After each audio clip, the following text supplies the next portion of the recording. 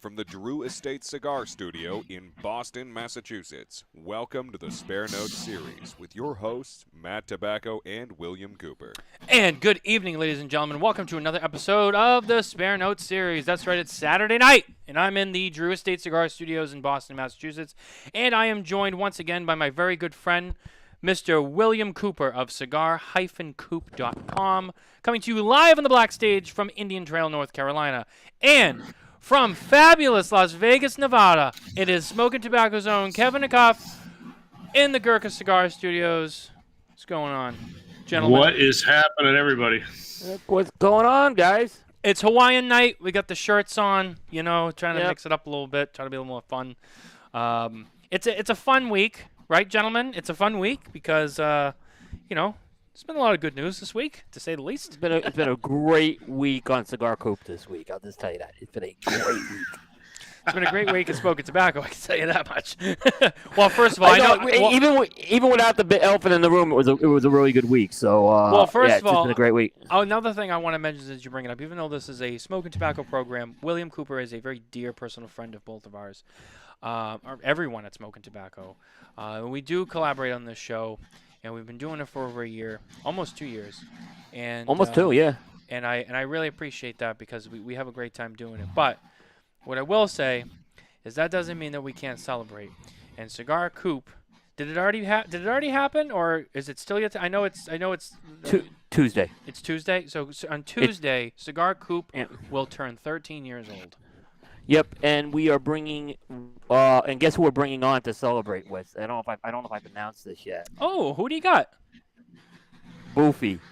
Oh, Jesus Christ. Oh my God! His birthday's on Monday, right? So he's gonna be extra turned up. So we've never had Boofy on for an anniversary show, but Matt and Mike Giannini are really the first two people I met at a trade show, and we just had Quality Importers on, obviously, on Thursday. So.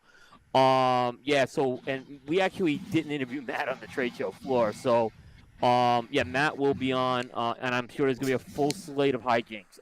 The only thing is Bear's doing that show with me, and he usually takes it easy when Bear's doing the show. Bear takes it easy or Matt takes it easy? Matt takes it easy. Matt takes it easy on it. With Bear, for whatever reason, he doesn't go after Bear. He's I don't know what the reason is, but I think because he knows Bear is too good, and he just won't let him through that layer, and Bear keeps it on point because Bear's a true professional, and Coop just goes, "Oh Jesus, I don't know." And Bear's like, "Let's stick to the show. Come on, let's get back on track here." No, in 1987, you were in the third grade, and he keeps it going because Bear is a professional. Yeah. So I will be back. I'm making a quick trip to Florida. I will be back for that show. Oh, gee, I wonder where you're going. In Florida. Yeah, exactly. Yeah, I'm going to Florida, yeah. Not going to Orlando. No, I'm going to my Disney World, Miami. Yeah. I was going to say, is it 305? Yeah, I think it's the 305. The 305, yeah. That's Well, I'm looking at all the comments. Everyone's here tonight. I just want to say thank you to everyone who's with us tonight watching. Sorry, Coop, I cut you off. What were you going to say? I was going to say, first of all, great to do the show with Kevin finally, so I'm glad. But I know when Kevin first came on, you guys were guessing how many times I went to Florida, and you guys got it right. It was 6. Wow, shit. You guys had the, I was just going to ask. You had the number correct, yeah. Oh, damn. So this is 7. So, I don't know. Do you think we'll hit double digits this year? There's at least one more trip this year I'm going to have, so it will be close. I don't know if we'll hit 10, but I know we'll hit 8. So what's the most you've been to Miami in 1 year? This is probably this is going to hit it now. I don't think I've gone more than 7 in a year. This is definitely going to be it this year. That's a lot of trade. Are you driving every time, Coop? No, and this time I'm actually flying. So yeah, I'm not. I don't drive. I think I flew twice this year for it. So, but I've driven it the other times. Wow. That's some commitment there, I have to say. Yep. Gentlemen, what are we smoking tonight? I'm actually. This is a cigar I have not had. This is the Lampert 1675 Morado. They call this. This is their Maduro. So this is the purple label that they have. Okay. I've been I think I have pretty some of impressed with the Lambert cigars. So this one I had not had. I got a chance to meet Dr. Lambert at the trade show. Very nice guy. So I'm excited to smoke this. I'm a big fan of the Rojo. That's that's one of my favorite Which I had a Connecticut's. Caribbean. That's where I got it for the first time. Was a Caribbean. Yep. Kevin, what are you smoking? I am smoking the diesel vintage. Oh. So this is my first time with this one too. So got some at the trade show. So far so good. It's actually really tasty. I wonder if Thanks, I have Justin, any in the for my bag. sample. Yeah, thanks Justin for my sample of that one, by the way. We're off to a tasty start. Yeah. I have the trade show bag next to me that I've been slowly but surely working on the last month. But I don't know. Maybe I'll get to it. Right now I'm smoking the Aganorsa Leaf Anniversario Maduro, which is really good. Really, really good. Yeah. Dan Thompson. Are those uniforms? Nah. We had a theme. No, He also said earlier, which I thought was funny. He said, "I'm just seeing if anyone reads the comments." Oh yeah, they read them. I do. At least I do. I don't know about anybody else, but I will say though, we're all wearing Hawaiian shirts. We definitely have to send well wishes and blessings to the people in Hawaii that are suffering from those wildfires down there. That is just terrible. Yeah. What's happened? Yeah, that's very true. It's very, we've seen fires in Canada, Mitchell's home country, now Hawaii. There was some fires in your neck of the woods, wasn't there? Not too long ago, Nevada. Yeah, we had one. It was like right on the border of California and Nevada. It was in the desert, so it didn't really destroy any properties or anything like that. Oh, okay. Did do some damage to some Joshua trees, but aside from that, it burned trees and brush basically. Yeah, I was out in California 2 years ago, like this month, and they were having the wildfires out there, and I had that first time I got to see the ash go on my car, my rental car, so I'd never seen it, but the fires were raging out there. Now the fires in Hawaii, I don't know a lot about them, but were any of those started because of any like the volcanoes? I thought for some reason there was a volcano eruption that led to fire. I don't know. I don't think this one did. And someone could correct me, but see, Hawaii is kind of like, we think of this the tropical and everything, but a lot of those islands there's a rainy, wet side and there's a dry side. Okay. And I think this one started on it was Maui on the drier side. But someone could correct. I don't think this was volcano induced. This one, but if I'm wrong, let me know. I don't think it was either. I just know that the incoming storms and whatnot is why it got so bad. I mean, it just the high winds just spread the fire like unreal, which is why it got out of control and just burned up so much. Do you need some water over there, Kevin? Jesus. I am good. He's getting nervous over there. Look at him. He's like, oh, it's only like my third time on the show. I don't know. There's a lot of pressure. I mean, this is my first time live with Coop, so There's no pressure. You're good. Let me tell you something. When you get to be on the interviewee side, not that we interview anyone on this show, but like when you're on the same side as Coop on a show, let me tell you, your hair on the back of your neck stands up. It's a big deal. I'm used to it. Absolutely. There's a big story we got to talk about before we get into our stuff tonight. Look at Coop trying to get away from the ball busting. He can't wait to get into this tonight. I can tell. He's been thinking about this all day. All right, Coop. Go ahead. Lead us in. Okay. So, there was Cheesecake Gate, right? Oh fuck. Cheesecake Gate Juniors, right? Oh Christ. And then no. there was What happened then now? there was Costco. Then there was Costco. Okay, the hot dog. Okay, you were right on hot dog with the pizza. But what did you do to your poor wife with this blue cheese? Honestly, this is your opportunity to explain it here. What did you do? I ignored that post because it was so much more dramatic than it really was. I mean, I've been sitting on this all day, so I was out with a friend when it happened. I came home and she was giggling. I'm like, okay, so like it's not really the end of the world. Like, and everyone like Kevin's calling me. He's like, bro, you all right? And I'm like, I'm fine. Well, I was really worried. I mean, I texted him. He doesn't answer me, so I'm like, well, maybe she did. I was with a friend. I I was out. I was just busy. I wasn't paying So attention. Well, okay. Did you bring her the chicken wings and the blue cheese? How did this all? No, we went to Cheesecake Factory because there's one close by, and she was really in the mood to go there. And I said, okay, let's go. And Okay. I get out of work earlier than most people do just because of the nature of my job. Right. So I have almost the whole afternoon yesterday. So I'm like, yeah, I'll take a shower. We'll drive over there. We went. We had a nice little like late lunch, early dinner. Okay. And she was already wiped out for the day. So we went home. But when we go to eat, a lot of times we order a little heavy. So that way we have leftovers to eat, especially when we eat at a time like that. Right. We'll order a little heavy, and then we'll eat the rest as like a lazy dinner later, right? So we ordered a little heavy, and on the buffalo chicken fingers she ate one, I ate one, and then she's like, I'm going to save these for later. I'm like, all right, cool. Right. So we were boxing it all up, and, they bring you the blue cheese in the little glass thing. Well, I took their little glass thing, and I know people are going to be like, oh, how dare you? I took their little glass thing, and I just put it right in the container. I was like, fuck it. I don't care. I'm just going to put it in here. So you stole it. Well, they got hundreds of them. I'm just like, whatever. So I was just trying to get us out of there because I knew she was ready to go home. I mean, she's pregnant. I'm like, let's wrap this up and get out of here. So I put it in there, and we took my Mustang. For those who don't know, I have a Mustang. Very quick one. It's not stock by any means. And so I was whipping through the streets of Newton, and and I get home. The bags are toppled over. I didn't think anything of it, and she didn't think anything of it. We threw them in the refrigerator, and we went in the house, and she got into bed, and I took a shower. I'm sorry, I didn't take a shower. I grabbed my shit, and I went out for a couple hours. And while I'm out, I get this text message. Oh, my God, I'm low-key mad at you. And I'm like, what did I do now? And then she's like, by the way, that blue cheese spilled all over the chicken fingers, and now I can't even eat it. And I'm like, I don't even know why this is a big deal, because she loves blue cheese, like lots of blue cheese. So I just figured, like, this is just, like, the best of both worlds for her. But now, apparently, it's, like, too much. And she's like, I couldn't even eat them. I threw them away. I'm like, what? I'm like, there's no way you could have salvaged that. Like, she loves blue cheese. And they're a little on the spicier side.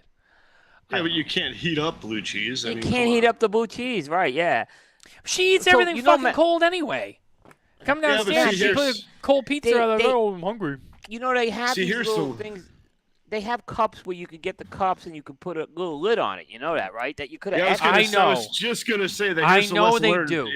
If he wasn't an asshole, and stole the little ceramic cup and would have got a little snapwood thing, it would have been good.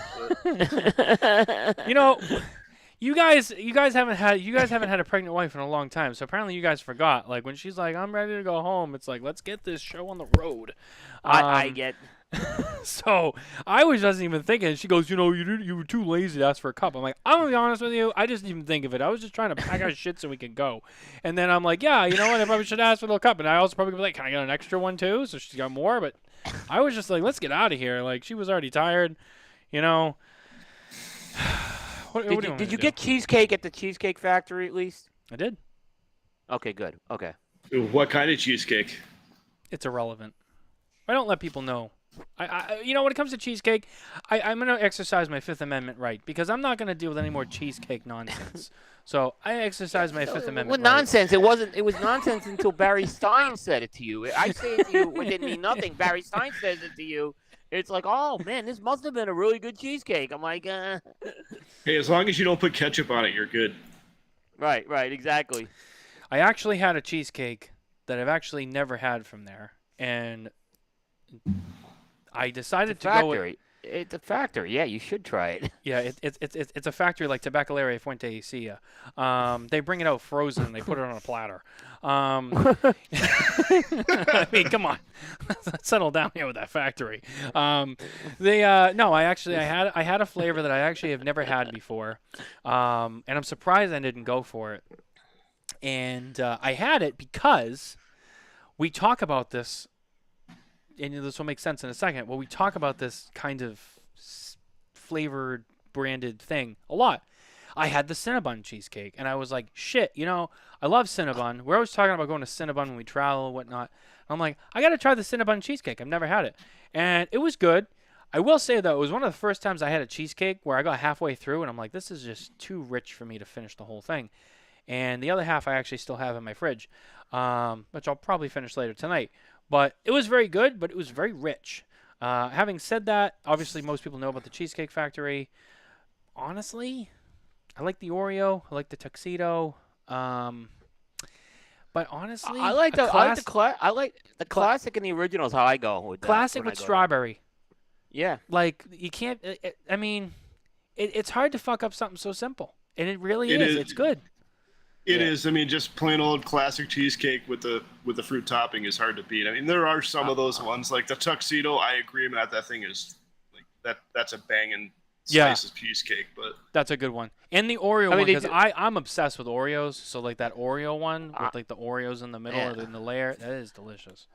I have not had. I've not had that. I know they have that Cinnabon one. I've had the salted caramel one. Oh, that's usually. I've had that one. That's a good one too. Yeah. That's a good one. Yeah, that is a good one. You know, when I saw her on the way out, and I was like, I gotta get that sometime. And like, half of these flavors I look at, I'm like, how have I not had this? I've been here. I've been there you Cheesecake go. Factory. You're too lazy to ask. There we go. Thank you, Nicole. Fucking, you people. I had salted. I had a piece of salted caramel cheesecake from a place here in Vegas called Citizen, and I mean it was outstanding. And I mean it was like a 3-pound piece of cheesecake. Never seen one that big before. Yeah, and that 3 pounds of cheesecake is like really, there's a lot more coming out about this story here, Matt. Like Nicole was in the bathroom, you were unsupervised, you clearly acted on your. Well, she was in the bathroom. She wasn't rushing you out here. I mean, there's something happening here. Coop, we're at 39 weeks. All right. You get to a point where you learn, you just have to just do shit sometimes without thinking. And sometimes you make mistakes. But you know what? Okay. The first trimester, it was like there was no baby at all. Second trimester, it was like, oh, this is going to be fun. You get to the beginning of the third, you're like, all right, this is really happening. And then you get to the end, and you're like, let's wrap this fucker up. Let's just move on to the next pot. Like, I'm ready to be tired all the time because this is just insanity. It's like living on the edge all the time. At any moment, it's like, oh, it's time to go. Drop what we're doing. Let's go. You learn to be kind of like, don't ask questions and just do it. Like, by the time you get to this point. So that's my excuse. That's what I got. If this was a trial, I'd say, look, I made a mistake, but I was just trying to get shit done. Oops. I see my beautiful wife Barbara here taking shots and says never leave a man unsupervised. I don't know if I should be hurt by that or laugh at it. I guess she's not wrong, because how many times do we get in trouble when we're left unsupervised, right? Kevin, at your age, and that's not a knock, but that's an appreciation of your life experience. Although a little bit disappointed. At your experience at this point in your life, you should know by now that it doesn't matter what we do, okay? The women are going to stick together, all right? So your wife and my wife are against both of us right now. You did nothing. But you're already like... I got roped into your chicken wing scandal somehow, and I didn't even do anything. Yeah, because you open your mouth, and now all of a sudden, he's on that side. It's like, okay, that's it. Just like, hey, before the show. So if anyone has noticed, because I'm going to bring this up, because I want to get this out of the way. The Kevin, if he raises up his other hand, you'll see it's all bandaged because he had a little incident, and he cut his finger with one of these. La fin lam. That's how you say it. La fin lam. All right, not les finis lamus. It's la fin lam. You've probably seen these before. Beautiful knife cutters. They're made in France. They're beautiful. A little pricey, but they're pretty cool. They're nice. We got some of these from the trade show. Kevin was farting around with his. Wasn't paying attention. And he cut his hand open. Pretty good, as you can tell. It's all bandaged up. Ouch. Yeah, if you use one of these, don't watch TV while you're cutting. And his wife, I heard her say in the background when we were on the phone earlier, because I was like, man, what happened? And I believe she said something along the lines of, well, that's because he was stupid. And I was like, well, there you go. So I mean, like I said, Kevin, it's us against them. I mean, it doesn't matter what it is. Hey, but you know what though? It was just like if you fall off your bicycle or something like that. I got right back on and cut another cigar with it right away. I mean, shit happens and you move on. That's Just true. Yeah. keep your finger out of the way of the blade. Now, see right here. That's exactly what I said. Yeah, I know. I told you. She said he was stupid. Now,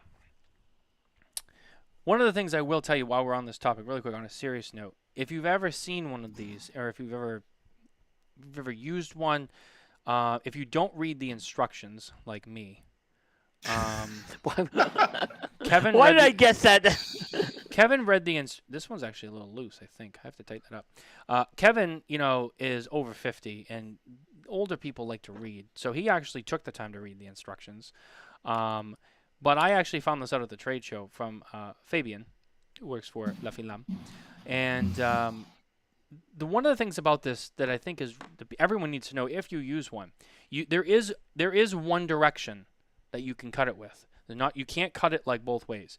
There's only one direction you cut it. If you cut it the wrong way, it'll crunch and crush your cigar. If you cut it the correct way, it's actually a phenomenal cut. You always want to cut it. I don't want to hold it up too close to the camera because it'll out of focus me, and I don't want to have to get up. But if you look on the blade, there is like a laser etching of the logo, and on the other side there's not. So you always want to cut the cigar with the etching on the blade towards you. So if you're holding the cigar like this, you want it like towards the cap like this. That's how you want to cut it. If you cut it the other way, you'll almost obliterate the top of your cigar. Because I remember when I first got it, I cut like 3 cigars with it. I was like, what the fuck is this? Like, it just destroys all the cigars. And I said that. I go, so like, what's going on here? And they're like, you got to cut it like a certain way because of the bevel on the blade. So on one side, it has a beveled edge, and the other side, it's a straight edge. So you want to make sure that you cut with the straight edge side towards the cigar, so that you get a clean cut every time. Too much work. And if you run your finger down the outside of the blade, you can actually feel the bevel. I mean, mine is a little bit easy because I have mine has a farm scene on one side and then the logo on the other, so it's easy to see which one is which. So right. I'll stick to Cigar XI. It's funny. I always use my Cigar XO. I've had it for years. And I brag about how it's been all over the world with me. And I recently took it somewhere, and I can't fucking find it. And I don't know where I left it. And I'm really upset. Because that's, it's not even that it's an expensive cutter. It's just, it's a great cutter, and I've had it with me for so long. And then I lose it somehow, and I don't know where. But anyway. Yeah, those are really good cutters for sure. People didn't tune in to hear about my piddly-ass problems. They tuned in to hear Coop try to, take my wife's side, even though he forgot that. I didn't. I asked the questions as a journalist, right? And you answered them, and now I'm seeing a lot of other things happen here. Like you said you were in a rush. He was in the bathroom. Coop, right? There's a big. I've known you just long saying, enough. This story. Yeah. So wait. Did you ask questions as a journalist, or did you ask leading questions like a prosecutor? Yeah, exactly. Exactly. That's what I was gonna say. I've known Coop long enough. He does this thing. He does this thing where he starts off this, it's all innocent, but he's asking questions and asking them in a way where it's going to lead to trouble. And he plays I was just asking questions. It's like, yeah, but you knew exactly what and how to ask those questions. I didn't. You walked into this thing. Not me. You decided to embellish this story. You were in a rush to get out of that. And Nicole said she was in the bathroom. Okay, so I don't think you were in a rush there. It's like the Junior's cheesecake thing all over again. That was different because the Junior's cheesecake was just a lack of knowledge on your end. I'll give you that. You didn't know about it. I didn't know. Cut me some slack. Yeah. You should be giving me more shit on this because I actually just was being stupid on this one. Junior's cheesecake, I didn't even know. This was a bad one, and then putting it in the back of your Mustang and doing sharp turns is not exactly. And with your wife in the car, on top of that, you're doing these. You should be nice and you should be driving gentle at that point. She wanted to go for a ride in it, and I'm like, there's only one way we drive this car, so I mean that's it. Kevin will tell you. Yeah, I can't argue with that. If you're gonna drive that, you have to drive it fast. It's not like one of them, V6 deluxe specials. Don who? Don Ho? Don Ho? Well, it was a big joke. Don who? Don who? I'm not Don old Ho, enough for yeah. that one, and I'm usually pretty good at that stuff. Don, when we did go to Hawaii, Don Ho died a month earlier because I really wanted to go see Don Ho. So yeah, Don Ho had passed away, and he was still performing like right up until he died. So legend. No, wait. Here we go. Here's Bear. No, wait. The Beach Boys? I like that. That's good. I like that. Yeah, just don't make Matthew sing. I'll be quiet. Like you could do any better. Hey, I'm not the one that was singing before, so. That wasn't a real serious thing. That was like my. You could try half-assed- dancing. You could maybe try dancing. You're better at that, maybe. Ugh, no. I don't do that. Yeah, I don't do dance. It's funny. I was in the Dominican last year, and I was with Carlito, and we went to a thing, and people, it's in the Dominican. They playing the music, and everyone's dancing, whatever. And he kept looking at me and Nicole like, "Hey," and Nicole's like, "I'm not dancing like if there's a gun to my head," and I'm like, "And I'm not gonna just go out there by myself." And he kept looking at us like he thought like we were, and he was like, "Are you all right?" I'm like, "No, we're great." Like Nicole does not dance, like at all. And he was like, "Really?" And he pulled her up and he started to try to get her to dance. And I was like, "Oh shit, maybe this was like all right." And she's like, "No." And I'm like, "Well, we tried." No, dancing is not definitely one thing we don't do, unless very intoxicated. That's a different story. And it's a wedding. I'm usually the guy over by the bar and watching everyone dance. That's usually not that I drink a lot. I have the Diet Coke, but yeah, I'm not the guy on the. Like there was a lot of nightclubs and stuff I'd go to when I was younger, and I was not on a dance floor. Believe me. Yeah, I mean, for me, it's I don't know. It takes a lot to get me to do that. We've been reading Coop's body language for a while. When the fingers from both his hands point at the camera, watch out, mischief ahead. Dan Thompson. No, I think this was probably it, but we'll say no. I don't. That's the only thing I had. It's not mischief. I had questions that all of us had about the blue cheese incident. These What's are the up, questions Higgy, that people. Bear's got him. Bear just, he's. What did I tell you? What did I tell you at the beginning of the show? When you're like, when Bear's running the show, Matt doesn't fuck around. And I go, yeah, because Bear is a professional. And look at this. Bear is a professional in the comments, too. He's got all the jokes, and they're good ones, too. Look at that. See? Alan Rubin, watch out. I know. Bear Duplessis, he doesn't comment a lot. But when he comments on a show, like, it's fucking gold. He's not one of these guys that just pumps comments, comment. He'll comment 5 times, but those 5 comments are money. I got to give that to Bear. He's a professional. Professional move. What can I say? I love the guy. Here we go. And here's Alan Rubin. I picture Coop being like Travolta in Saturday Night Fever. Damn. He did you dirty, Coop. I'm sorry. I'm going to take that down. Coop didn't even say it. That's how you know he's pissed. Sorry. I'm not going to bring that up. No, I'm not mad. He got his Alan Rubin got his one comment in for tonight that you'll put up. Oh, man. You I fucking love this show. I really Actually, do. I wasn't. So just Shots fired. I wasn't. Saturday Night Fever, by the way, is one of my all-time favorite movies. It's one of the few movies I will watch, believe it or not.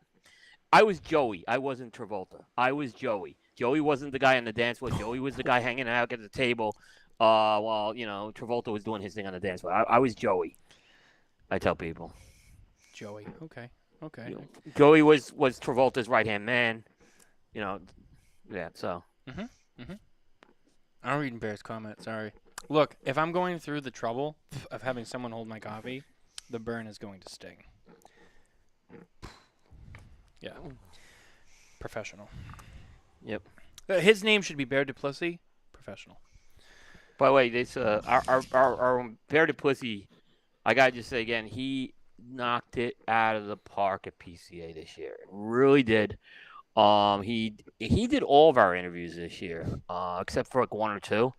And that was because he needed a break. But I tell you, it was gold. I mean, so we're still putting videos out. We're getting towards the end now, but Yeah, I got to just give a shout out to Bear on that. He did a fantastic job. Yeah, I see you guys roam around the trade show floor. I see Bear in action myself, I have to say. And he puts in a lot of work. And Yeah. most of the time, He's a professional. he's a professional. And usually Yeah. by the end of day 3, his voice is starting to go if it hasn't gone yet. And Yeah, that's it's just tough. it shows. I mean, he's got the commitment there. Yeah. Yep. I mean, you guys did a very good job as well, Kevin. I think I saw you and Mitchell out there, and you guys did really, really well. I think the thing is, I think it's hard doing those interviews on the trade show floor. I don't like doing them. Bear's really tough. good at them. It's tough. You have to do like a lot of reading, reacting for each situation. So yeah, my hat's off to you guys. I think it was a good year for a lot of the. I think there was in a smaller group there was better quality this year, but I think overall it wasn't as good this year as if I had to put it that way. You know what I'm saying? Mhm. So I like what we all did here. I think, and there were a couple of other folks that did good, but then there was just some other stuff I just didn't understand what was going on. So Yeah. I won't mention the names because I know you don't want me to. no, it's not. No, I don't think we need to do that. It's No. and what I say is it just wasn't my cup of tea. I'm not saying it was bad. It's just some of it wasn't my cup of tea. With it, and that's just my thing. Yeah. Yeah, I get it. And everyone kind of does something different, and some of it's good, some of it's not. But Some of it's not. Yeah, exactly. it's the nature of the game. Yeah. It was a really fun experience for me. I've been around the trade show for 4 years now, 5. This is my 4th or 5th, and I've worked both sides of it, and this was really my first time to really do a deep dive into the media side of it. So some mistakes were made, a lot was learned. I had a lot of fun. Got to talk to a lot of people, and looking forward to the next one. Yeah. No, I think it's interesting when you take both sides. That one of my former broadcast partners, Nick Sears of LH Cigars, he decided to go to the trade show as media with the Simply Stogies crew, and he had a very similar type of experience being on a different side this year. He told me so, and I think that's kind of a different. It's fun to have that different perspective. Yeah, I mean, I think this was probably one of the best. First of all, this was the best trade show Smoking Tobacco ever did. But I think that it was one of the best trade shows for a lot of people. It just, I talked to a lot of people who have been critics of the trade show, and have had a lot of, I don't want to say negative things to say, but negative things to say. That I asked at the show, I'm like, hey, so what do you think of the show? And they're like, you know what, pretty good. And I'm like, really? It's and they're like, this is pretty good. So, the big problem they had this year was day 4. They're going to fix that. I know we talked to nauseum about that, but that is something unfortunately, they have to fix it. You can't have a trade show dead that last day. mm-hmm. So they are going to fix that. But I think that was, if I had to say, the biggest black mark was that day 4, in my opinion, because it's no fun when the trade show is kind of like that. So they're going to fix it, and we'll see how it works. It was empty. I mean, probably even more so than the year prior, I think, on the last day. There were a couple of pockets that we saw that were busy. Like, for example, we were at Nick Malolo. We had Nick Malolo the last day, and that was a crowded booth. Actually, the front of the trade show seemed kind of crowded the last day. Saka's booth, I was also over there. It was crowded, but the back of the trade show was empty. I mean, when we were back at the La Aurora booth, I thought basically the equipment was going to come in and start pulling stuff out. It was that empty. So when the show ended on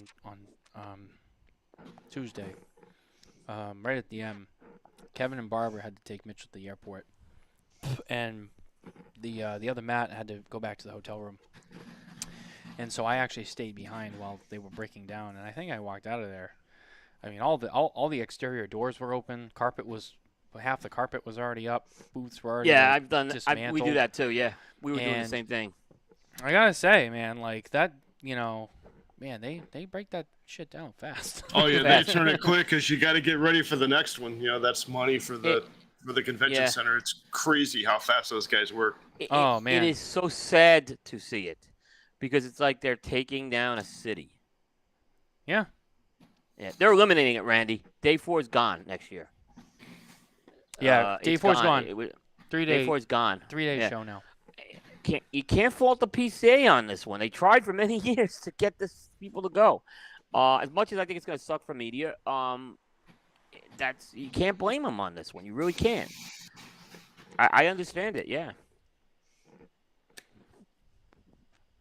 That We'll new? just have less coverage. We're gonna have less coverage. It will be less coverage next year. That's all it's gonna be. I don't know what else I can do. Nothing's gonna be Just able to as fix a it. whole, Yeah. I think for everybody it's going to be good because I mean the added expense for all the vendors, all the Shall we do what I want? manufacturers, everybody that's there. You have a whole day less to have to spend to be there. So Sorry, I got distracted. Nicole came out. I won't get into the details, but What did you do now? no. Okay. There We'll get into was it. nothing wrong. Trust me. Anyway. She's just really got that pregnancy glow going on, and it was nice. That's good. That's wonderful. I like that. Yeah. Yeah. Anyway, so I forget what we're talking about. Matt, why is your face all red? Mind your own business. He did It's hot out here. something. You know he did something again. I didn't do anything. I didn't do anything. It wasn't me. Anyway. By the way, this Lampert cigar is excellent. This is really good. This is probably the best one I've had. This is that Murado. Yeah.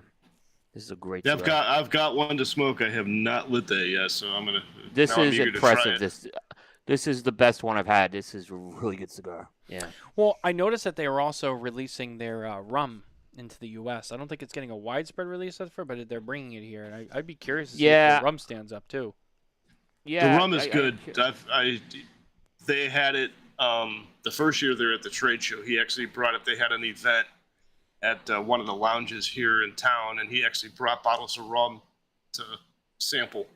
And it's good. I mean, it's from Panama, and it's a really good aged rum. Yeah, I've gotten into rums in the last few years. Some of my favorites being I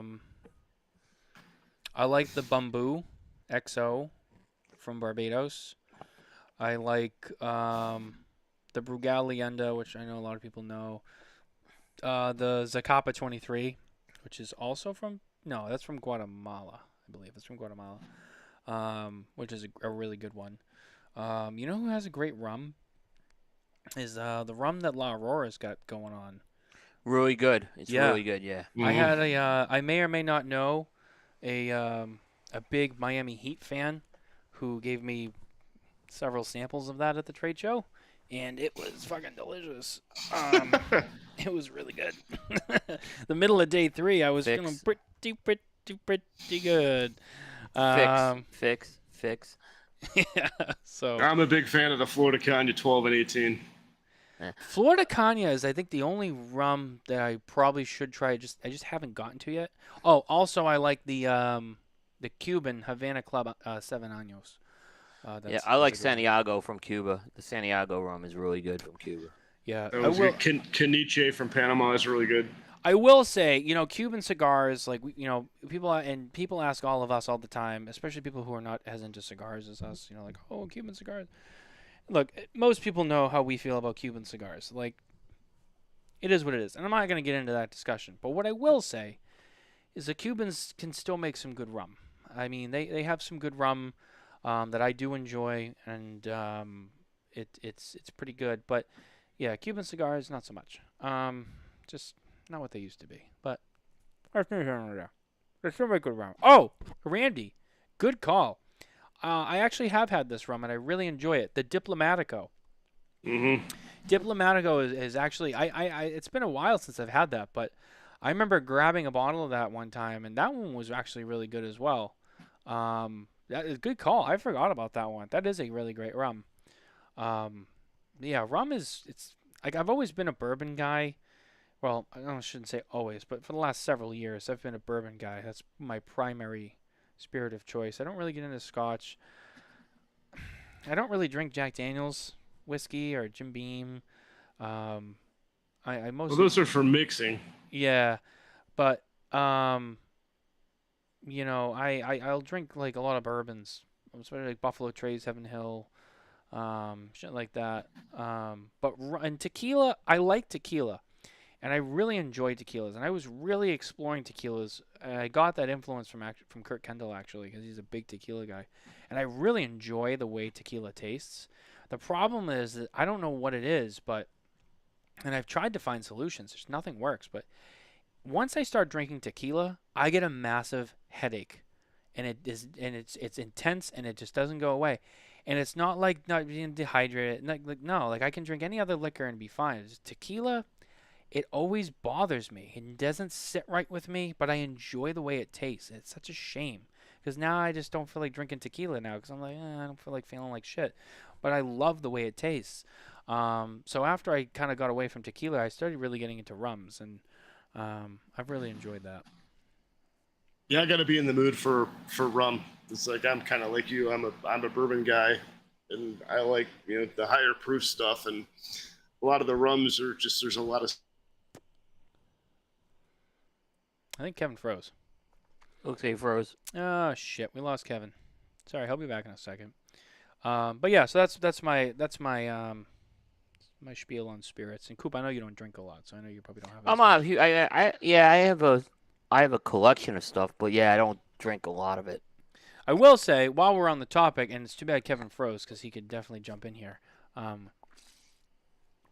Another spirit, and this has nothing to do with my personal feelings on this person's brand, but it'll speak for itself. So take it or leave it. But I'm not a gin guy. I don't really do gin. It's not my thing. But Matt Booth makes a great gin. Yeah, absolutely. Absolutely. Oh. Absolutely. I'm in the same boat. I'm not a gin guy, but that is gin if you are not a gin person. Oh, 100%. I've turned so many people onto that, and I'm like, you gotta, and they're like, I don't want to do gin. I go, forget everything you know about gin and just try this. And about 7 out of 10 people were like, holy shit, what is this? And I'm like, just good. Yep. It's a higher proof for a gin too. It's like 94 proof. But it's high. Good. It's good, and it's great. It's great right on the rocks too. Like I drink it straight on ice because it's that good. Like people are like, oh, you're drinking gin. Like it's a gin you can drink just straight out on the rocks. You don't need to mix it. It's great in like a Negroni or whatever, but like straight on the rocks, it's delicious. Yep. Delicious. It's very good. I agree. It's on the rocks smooth. is the way. Oh. That's what surprised me about it. Yeah. It doesn't have that real strong taste to it. It's not strong on the some of the botanicals. And I believe it's vodka based, if I remember correctly. It's vodka based. So yeah, it's very smooth, very nice stuff. You should definitely check it out. I don't know what happened to Kevin, but he hasn't even called back in yet. I don't know. He might have lost his connection. So yeah, I don't know what's going on out there in Vegas. So we'll keep going. We'll keep going. Yep. We'll get him back. We'll get him. Our next order of business was to get into the FDA thing. I feel bad kind of like leaving Kevin out of that though. So let me delay for like a few minutes just to give him a chance to get back in here. Okay. I will highlight and say, on the Smoke and Tobacco show this week, we did have a pretty unique guest.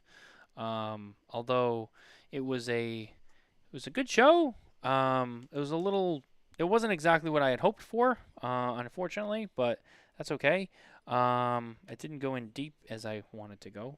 But we had Joseph Caniscoli, who played Vito Spatafore on The Sopranos, for those who have seen The Sopranos, which most people have, and if you haven't, you should. It's the greatest show of all time.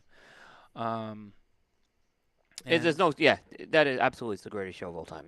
Yeah, thank you. I don't want to hear about fucking Game of Thrones, like The Sopranos. Freaking Wizards, Dungeons and Dragons. I'm not watching Dungeons and Dragons. Yeah. It's so nice to hear you say that because everybody I know always cries about Game of Thrones. And look, it's not even close. I did not watch the whole show. I watched some of the show. I didn't like it. It wasn't for me, and I moved on. Which, to most people, with anything you do. Hey, I tried something and I didn't like it. I moved on. Okay, cool. You tell people that about Game of Thrones, and they don't shut the fuck up. It's just like, oh my god, you gotta watch until season 3. It's like I don't care. So Yeah, it was like someone like I gave up on Succession this year. It was just unwatchable. It was getting. I actually didn't watch how the show ended. I just couldn't. I said, why am I wasting my Sunday nights watching this show? And there's a point. It's just not me. I'm not feeling it. So I don't feel a need. I have to torture myself with it. But that's okay. It may make someone else happy. I never watched an episode of Game of Thrones. Well, that makes all 3 of us then. You know, it's funny because people give me shit because they're like, well, here comes Randy Bush. Bro, I don't want to hear it. It wasn't for me. Now, what I will say, you know what people give me shit about the most is when they find out that I also, nerd alert, I really like Lord of the Rings. And they're like, well, if you like Lord of the Rings, I'm like, it's a different fucking story. Like, go away. Lord of the Rings is Lord of the Rings. You know, like, yeah, it's not the same. Sopranos, Sons of Anarchy, Breaking Bad. Okay. Yep. Game of Thrones just was not my jam. But The Sopranos, and Joe actually made a very good point. You know, when we talked about it, being the status that it has, he was like, look, there was nobody.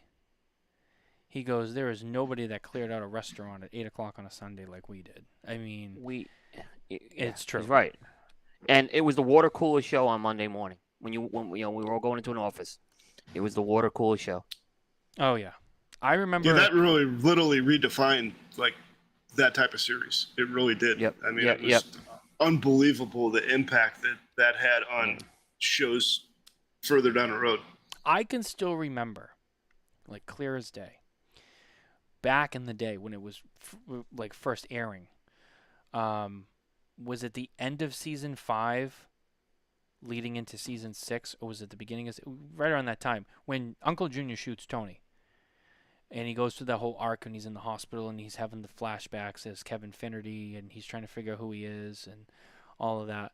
And I remember after that episode where Junior shoots Tony, everyone just being like, oh my god, like that was like I remember that being like the discussion with like every person I know was like, oh my god, did you see that episode? Like, what's gonna happen? Like that was like the talk of the world after that show. I don't know any other show that had that. Yeah, I don't know any other show that had something like that. Even with the Game of Thrones people, like I know I don't watch the show, but like, I mean, that was like one of those moments from that show where that was all I heard. I still remember that all these years later, and that was like what 17 years ago. Yeah. I mean, it has that impact. And like Carney admitted to me this week, he goes, "I've actually never seen The Sopranos," and I was like, huh, "What a loser!" I said that to him. I was like, "Damn, what a loser!" You're not old enough. You're not old enough to remember the I guess like I don't know the TV series Dallas, right? No, I know that was from like before you, but I mean that was like the Who Shot JR moment. Yeah, I mean, Cole, my commitment to Game of Thrones has been longer and dirtier than we've been together. Well, She was even questioning why she married you, bro. So I mean, this Game of Thrones thing. I mean, there must be something to it. It's funny. You also have a show that's based on a series of books.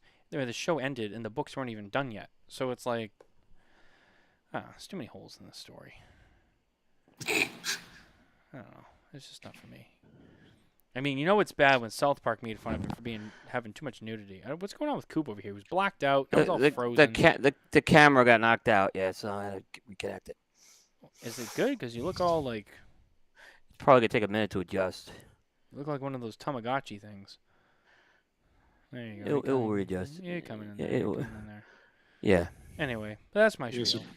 But anyway, if you want to see that episode, it's out there. You can check it out.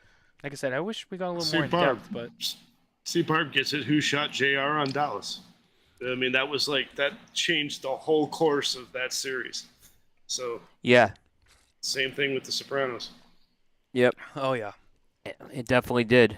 And Dallas was another show. I was in college when that show was on, and Friday nights, everyone gathered around the TV to watch Dallas. in like the student lounges and everything. It was massive, that show. I remember being a kid and like we would have like a family gathering for something on a Sunday. Right. And automatically it was like when we were done, it was like, all right, you guys go upstairs, The Sopranos is on, and they would all sit in the living room on a Sunday night and they'd watch the show. They wouldn't go home. Yep. And like, no, we're gonna stay here. We're all gonna watch The Sopranos. You guys go upstairs. Yep. And it was like, no, we can't even leave. Like we just have to sit down and Yep. watch the show. And man, that's commitment. Yeah, I've been fortunate. I've been able to interview 3 people from The Sopranos. I interviewed Joe Ganscoli about 10 years ago. When he was at PCA, and he talked about the Rocky booth on your show. And then I had a chance to interview Federico Castelluccio, who played Furio.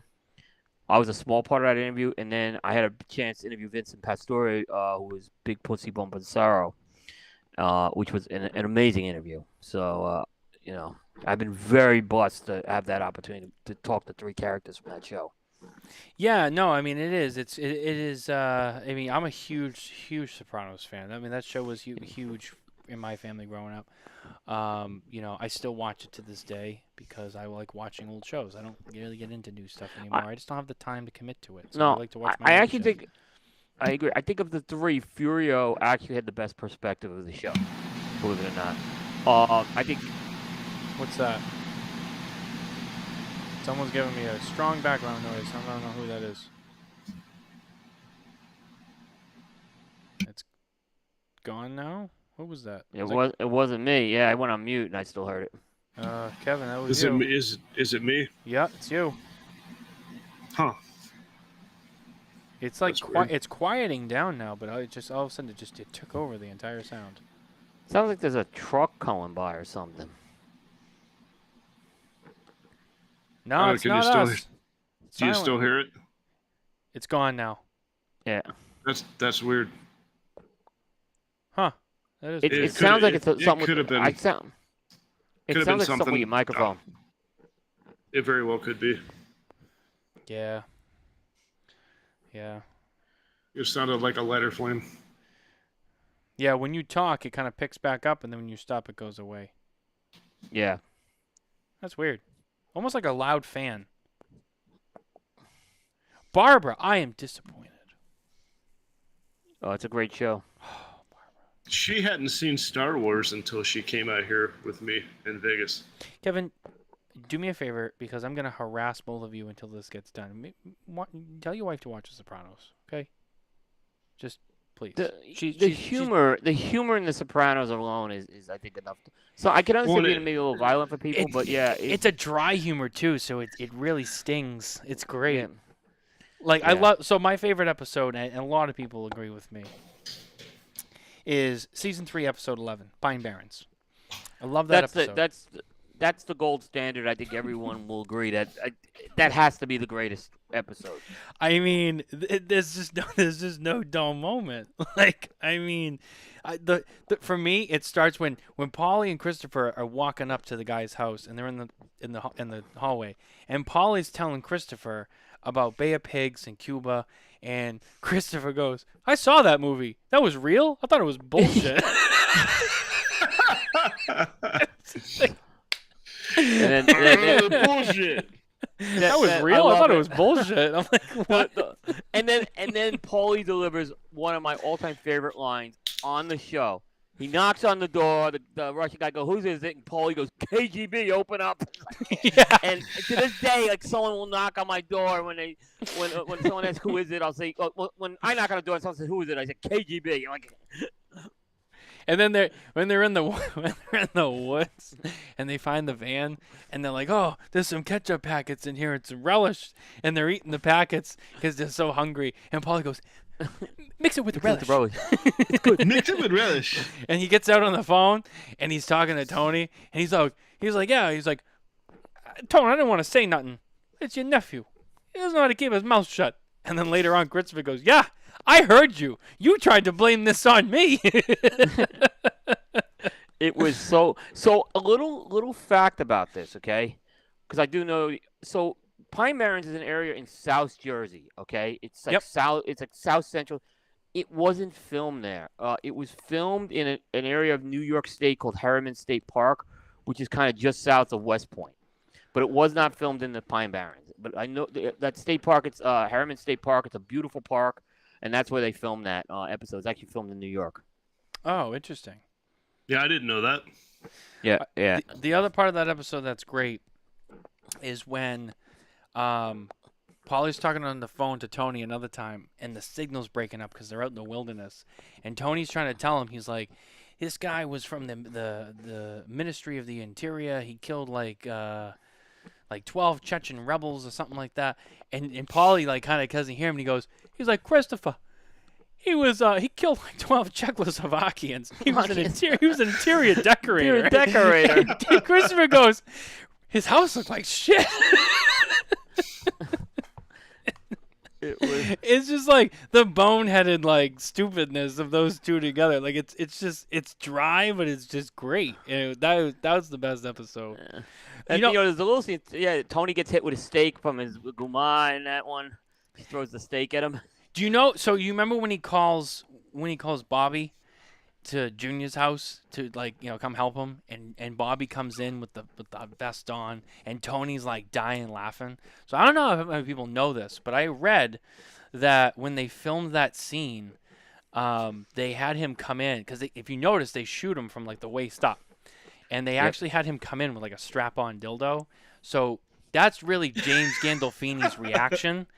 Like, and they catch it, but they played off like he's laughing at the vest, but that's supposedly the real story when they filmed. He came into the scene, and that's James Gandolfini laughing, but they rolled with it and they left it in, which I think is hilarious too.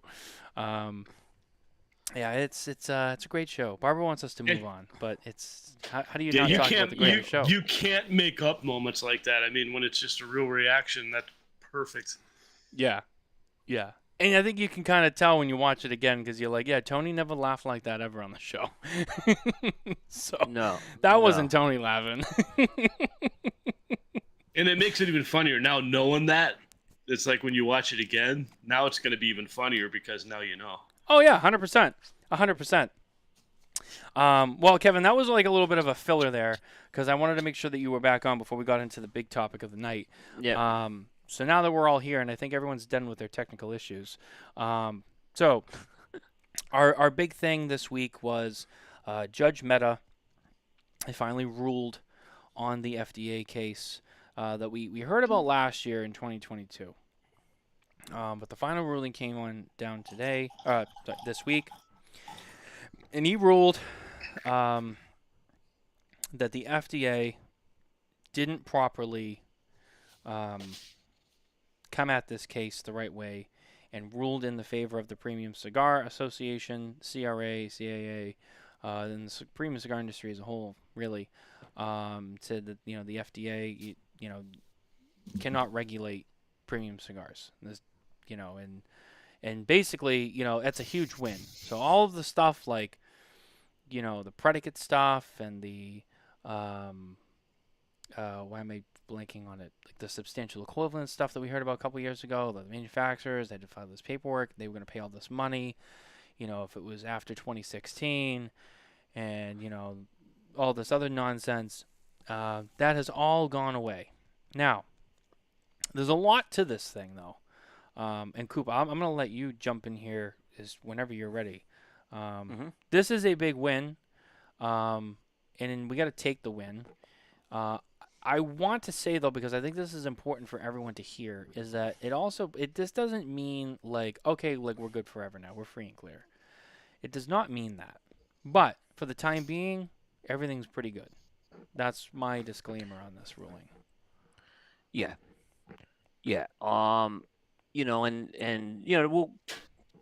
There's questions on what happens next. And I think there are some big questions on what happens next.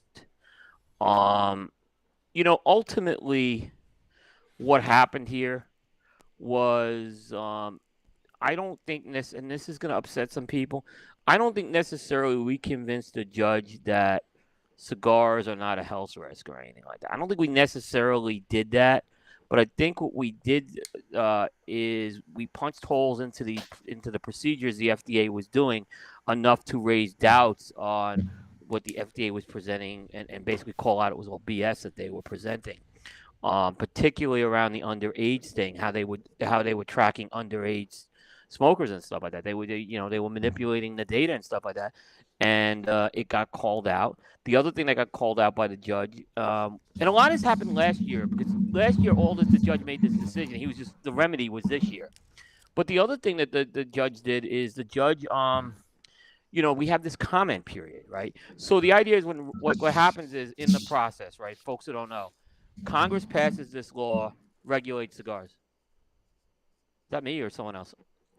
Congress passes a law, regulates cigars. It goes to the FDA. They go, FDA, you come up with what the rules should be, right? So there's this arbitrary group that's doing the rulemaking.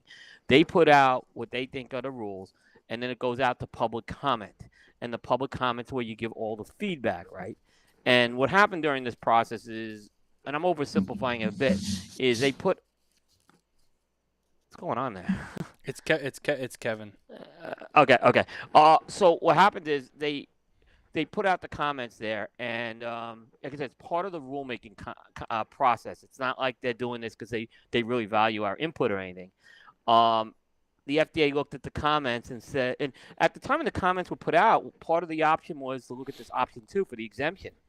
And there was data presented in the comments, and the comments were pretty much ignored.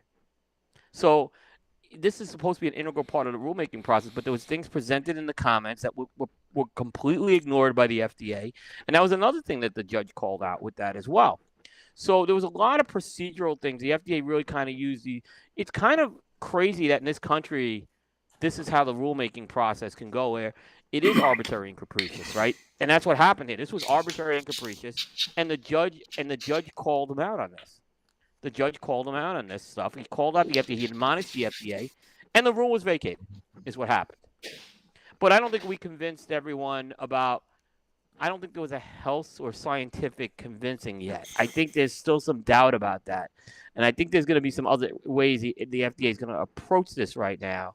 So you do take the win. You do take the win as far as that goes. So I think from that standpoint, it gave me a lot of feeling about the judicial. I had a good feeling about the judicial system after this. I really did. I really felt good that someone actually looked at this and objectively.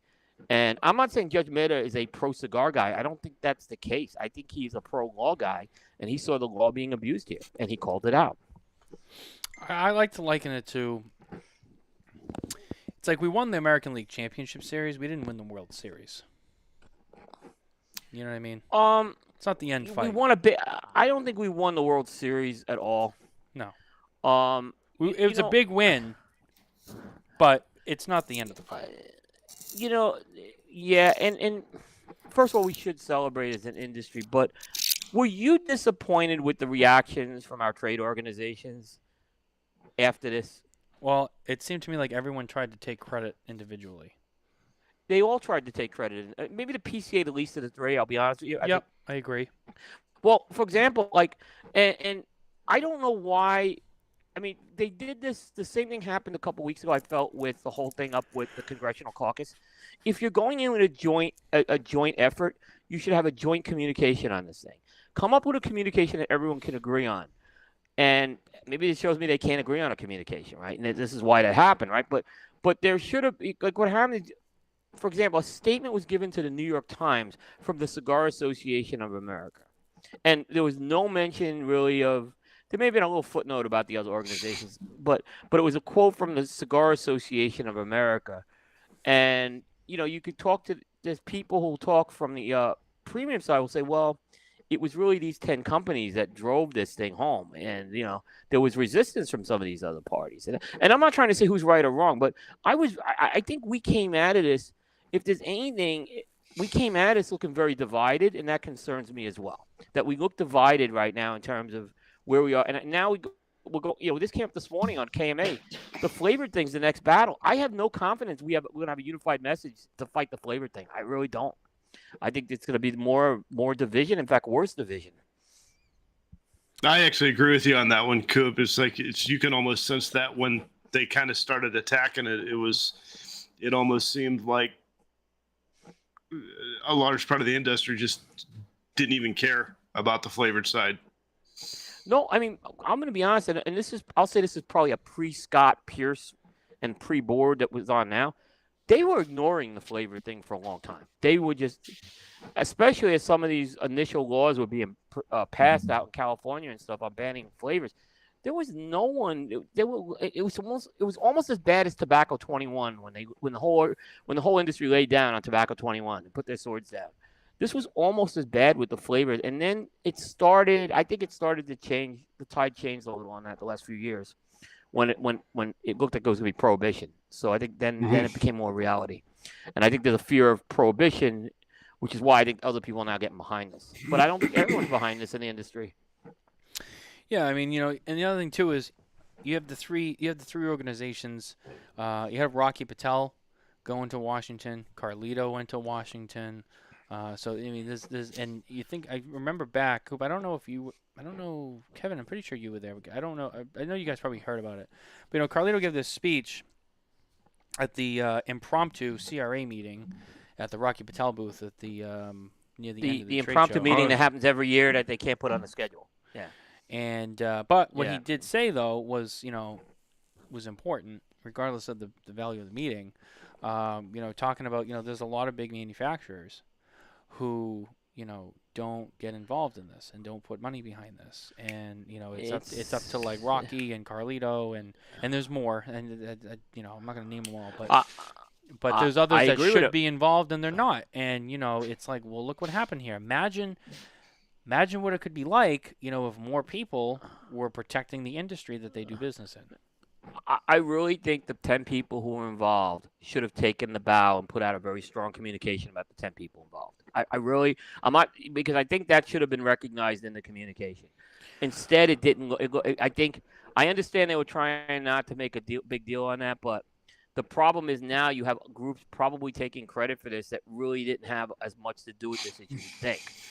And I see everyone went. I mean, look, anyone goes to Washington, takes their time and money, and I'm very, very grateful for that. But a guy like Rocky's been there. How many? I mean, Rocky spent countless, like weeks and weeks and weeks over the years doing this. I mean, that's the guy. I mean, I'm really looking at that, and he's not out there putting pictures of himself in Washington for the most part. So, these are the guys who are really out there on the front lines there. And I almost think they sold themselves short. There should have been a thank you to these guys. Hey, these are the guys who are in Washington. They made these financial contributions, and just come out and say it. I mean, just come out and say what you did here. I don't think there's any harm in that. Maybe there's things I don't understand. Maybe there's things I don't understand with that. But I think in a way they set themselves up to kind of look like, in a way they should have kind of taken a bigger bow with this. And I'll just say this, kind of on a somewhat unrelated note. I mean, it's nice having Rocky around with his legal background. Yeah. And look, it's nice having Carlito around too, because Carlito, yes, you don't push Carlito into a corner, and Carlito will fight like to the death on this one, and he did. He absolutely stood by this from day one, and 100%. Did not waffle his position. Yeah, I mean, so, and there were others like that. Like I said, I'm not trying to just exclude anyone, but yeah, those you got to give him credit as well. But you're right, Rocky was the guy. He was going on TV and stuff like that, Now, one of the things that so John commented, Coop, didn't you say once that the cigar industry should get together with the FDA and agree on a regulation that the cigar industry could live with? I might have said that, but I might have said it when I may have said that a long time ago, that to try to go in and negotiate that, particularly when we were looking at option 2. If we couldn't get option 2, try to do that. And I'll be honest, I didn't think we would get to this day. So probably it's good they didn't listen to me on that. But even last year, when the judge made the decision and the remedy was coming, I didn't think they were going to vacate the rule. I really didn't think the rule was getting vacated. I thought there would be some things stripped out of it heavily, but I thought they were going to keep some level of regulation. I was surprised they threw it out. But that's why they're paying Michael Edney the big bucks and not me to represent the industry, right? And if you haven't seen the PCA live stream that they did with Michael Edney, who's the lead attorney. And this is the first time I've heard Michael really talk. He is impressive as a lawyer, this guy. I mean, they got themselves a heavyweight as far as a lawyer goes. This guy knows the industry. He is really good. He is really good. I mean, I think you have to take a lot. They got a great lawyer here and a great team under that lawyer that did the work here. Yeah, one of the things that I think will happen, and there's been some comments here already from people, is that people ask, so what happens now? So here's what is probably most likely to happen. Yeah, it'll take some time, but it doesn't mean that it won't happen. Right. The FDA will now regroup, and they'll lick their wounds, and they'll say, all right, well, we're just going to attack it piece by piece. So then they'll come after flavored. Yeah. They'll come after the marketing. They're going to come after it from piece by piece. The factory piece. Yeah, and we're not going to negotiate with them either. I saw a comment. We're not negotiating with the FDA here. Why would we negotiate after a win here? There's no reason. Like, I know I said that before, but now I don't think there's any reason to try to negotiate with the FDA unless they totally exempt premium cigars. That would be the only way. And they're not going to do that. Yeah. So I mean, it is a big deal, and it definitely bought us some time. But they're coming back. They're not just going to give up. They're just going to find a new game plan. There's a really good show that was done. I watched it today, right? There's that History Channel Modern Marvels, and it's about tobacco. And it was done about 15 years ago, and they talk about how different tobacco industries. So they actually have a segment on the premium cigar business, and they visited Fuente when they were making Open Sex, and they talk about the handmade process. And then they show the cigarette business and how cigarettes are made, right? And there's really nothing that overlaps these things, right? Mm-hmm. And I'm just shocked that this show hasn't been, and this is the first time I saw it, I'm shocked that this hasn't been like a poster child, a primer. Like, they should be showing this to everyone in Congress, this show. Like, here's how a cigarette's made versus here's how a cigar is made. It was so basic and edgy. Like, my wife saw it on, she was, like, amazed by it, too. It's me, so... If you haven't caught that, Modern Marvels on Tobacco, it was on the History Channel like 15 years ago. I think you can find it on YouTube. Check it out. We should absolutely be using that as a primer anytime we meet with someone. Well, I think another thing that is already like out in the open that anyone who's really into the tobacco business knows about, even diehard cigarette smokers probably don't even know about this. But if you follow stuff like the three of us do. Big Tobacco kind of, I don't want to say, it's kind of like indirectly, and I wouldn't say it's like a very clear point, but it's kind of a point. They pushed for a law, mostly, like Philip Morris and all those guys. They pushed for a law that went into effect, and I believe I don't know if it went into effect in 2007 or if it was 2007 was the year of whatever, but there is a law that is in place. Which mostly affects cigarette manufacturers.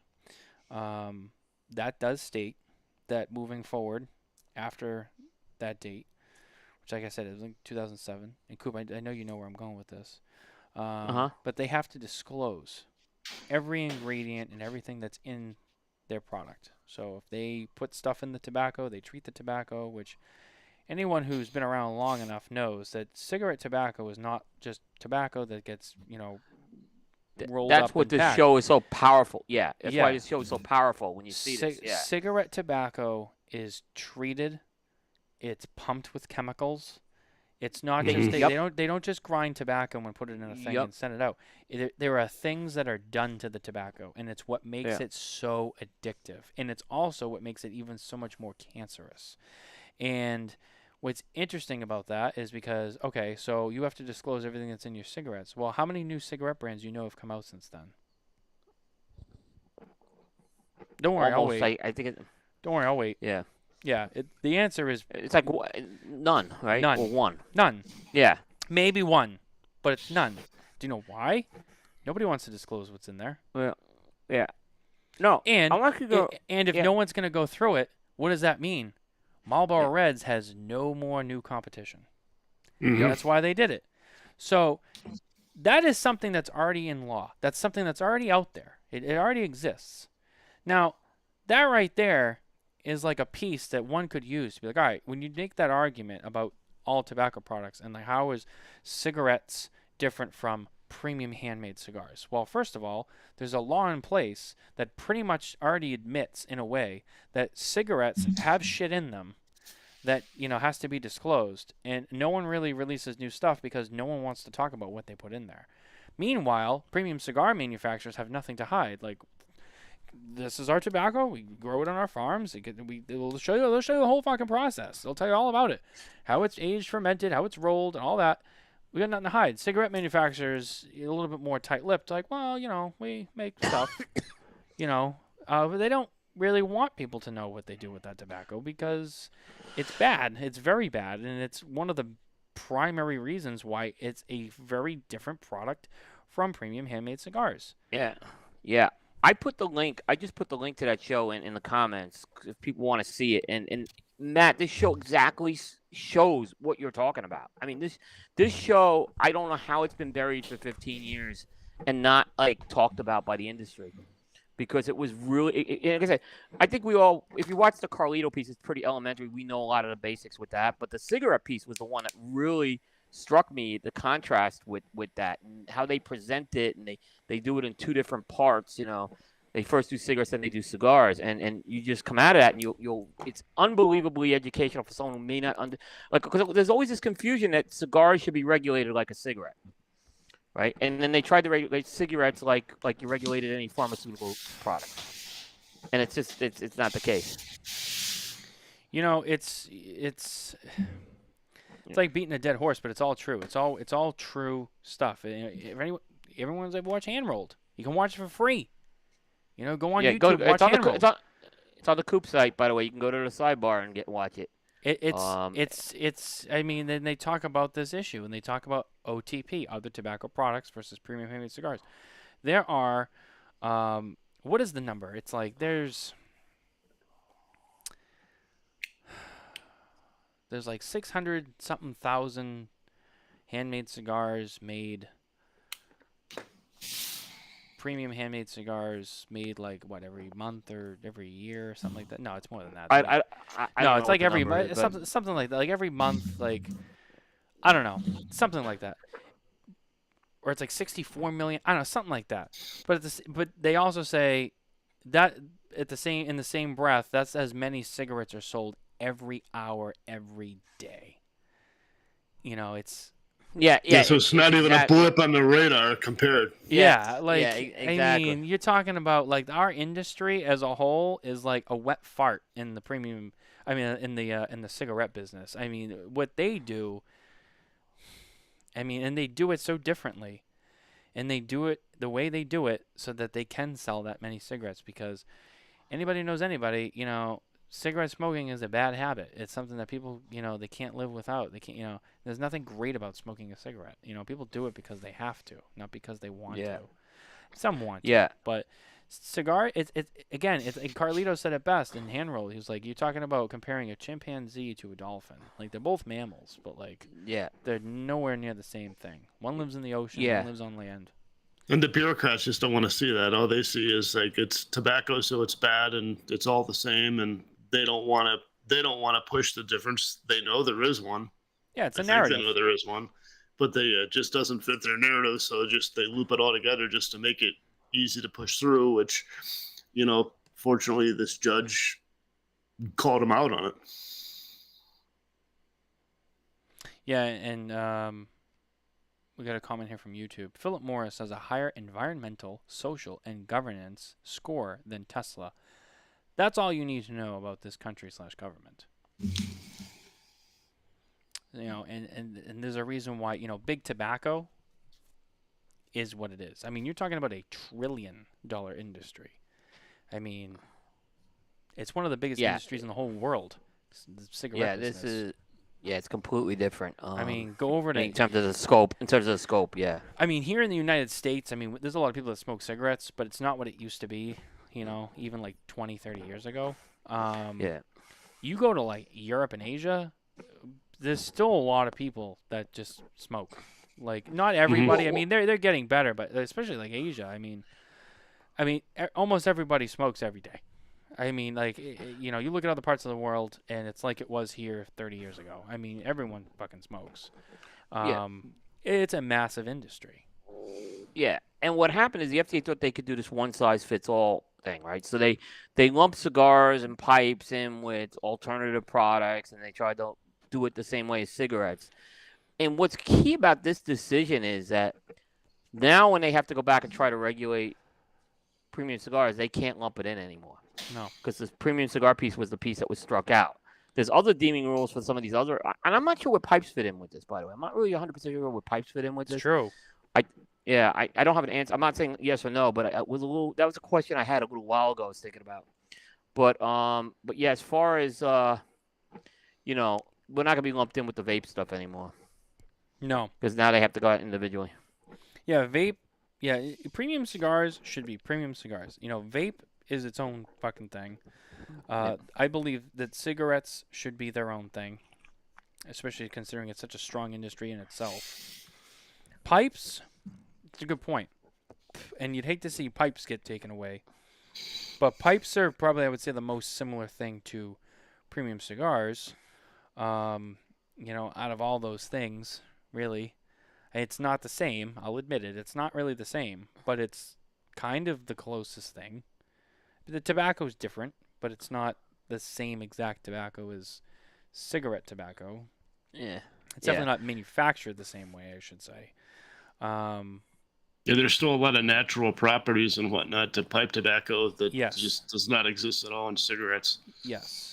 So I think, you know, and then you get chew, which is a whole thing. And so it's like you look, like, yeah, they're all tobacco products, right? But they're all so fucking different. It's like trying to regulate cars, planes, and boats all together as like one thing. And it's like, but they're not. It's very different. Yeah. You know, yeah, they're all transportation, but I mean, it's, you know, there's nothing that's similar about a plane, a boat, and a car other than that they get you from point A to point B. I mean, it's different, you know, and that's the problem. And I think that this is good. It helps us step aside and into our own light, out of the light of everybody else. Yeah. But I said, like, the fight's not over. You know what I mean? There's going to be more that comes back. It's going to be in different ways. That's why, like, we still can't give up on the flavored stuff. You know, because, you know, they're still going to come after flavored stuff. If we like Coop was saying earlier, you know, if we just roll over and die on the flavored stuff, they get that win. That's, first of all, that's bad for us no matter what. Okay, that's still going to be lost revenue stream for a lot of manufacturers, like Drew Estate, you know, acids and Tabacco Special. They sell a shit ton of that stuff, you know? And it's like, okay, we got that, now let's go for the next thing. You know, you let them have one, they're going to keep coming. It's that old saying, like, you give someone an inch, they take a mile. It's the same fucking concept. Yeah. You can't. Like, that's why, like, this is good, but, like, on all the little stuff, too, like, you gotta fight for that, too. You can't just be like, oh, well, we got this. Yeah. Like, all right, the flavor thing. No, like, the flavor thing you got to attack just as hard as the whole premium cigar thing as a whole. Like, it's the same fucking thing. Yeah, and that's why the states and the local piece is going to be very important over the next few years because, you know, a lot of stuff's festering at that level right now. So, you know, and there could be state laws put in that put a lot of, I mean, that's what happened with Tobacco 21. It started out as a state movement. And we beat this one to death, you know, why the cigar industry didn't pursue it. I think it was a mistake because I think there were ways they could have pursued it without spending a lot of money, but they chose not to. And, you know, and it festered and eventually got into a federal law on that. So, Oh, yeah. Yeah, that was actually going to be the question I was going to ask is this going to have any effect on any state regulation as far as cigars go, since now it's set precedents that, you know, they are in fact different than cigarettes or other tobacco products. So I think 37 of the states already have the law enacted, so it won't matter in those states, but it's those remaining states. And how much is the cigar industry going to promote the fact that an 18-year-old can buy a cigar maybe in those other states? I don't think they're going to do that. I don't think they want to touch that because they're trying to distance themselves from anything close to use right now. So I don't think I don't think it will make a big difference. The good news is consumers, you guys can get free samples now. So, because that was stricken, and That's right. Cigars for Warriors could start sending cigars to the troops again. Those are things that are, I think, significant things. So by the way, media, you guys know, we were exempt from the samples thing because it was considered a B2B, and B2B was allowed under the regulations. So, but and look, let's be real, consumers were still getting cigars. It was at first they were very cautious about it, but then, they were still getting it. But now I think it is good news, and it is good news from that perspective, especially that you could send them back to the troops is a nice thing. So it's good for Cigars for Warriors. That companies can make those donations now. I agree. No, I agree, and that is a good thing. Because it's having more freedom, right? And yeah. We got that back, and especially with the troops. I mean, that's such a big deal. So yeah. I'm glad we. So I think there's some that. good. Yeah, there's some good things with that, but there's things coming. I mean, I think they're gonna try. This is what Matt, you and I talked yesterday on the phone. I think they're gonna try to choke this industry a different way. Is my feeling, and I think they're gonna go after marketing, advertising, and platforms like this are gonna be at risk. And I think there's a serious risk we have right now. And my question is, when I talk to someone from PCA or CRA, is what is your plan with this? So that is a big thing. I think they have, because look, it's not just a matter of my podcast or my website. How many people in the cigar industry are using social media to really launch their brands? And we look at, for example, like Dan's on Micallef Ambassador community. It's a huge online community that's an integral part of their business right now. Yep. Drew Estate has all their consumer engagement pieces Freestyle right now. Live. Freestyle Live in there, yeah. I mean, everyone is making. I mean, now it's TikTok, which is the MTV of the 2020s. So those. By the way, I think those TikTok videos are really dangerous right now because that's where they're going to say youths are getting to these videos. And look, I've already seen some of the initial studies. They're looking at social media. They're looking at age gating and stuff like that. And there are holes in this, and we have to I think now. I heard Josh Habarsky say this yesterday. This is a chance now for the industry to, now that they've gotten this off their plate, now they could start to do. I hate using the word self-regulate, but there are things that they can do to tighten this up so they don't get exposed again like this into regulation like this. So that's why they held off, for example, on the whole the trademark, trade dress stuff, the marketing of the children stuff. They were waiting for the judge's decision because based on that, it was how they're going to self-regulate. So I think in the next year, you're probably going to see the PCA come out with a lot of standards on that right now. And these are things I think that really do have to be addressed. And I think the TikTok thing is dangerous because, again, it's access to use that's what they're going to say. It's not that youth are watching them. It's a perception thing. Yeah, I know a lot of people who are out, making TikTok videos, especially, like manufacturers making TikTok videos, goofy stuff or whatever, but it's about cigars and trying to promote that way. But that's I get it, and I get it.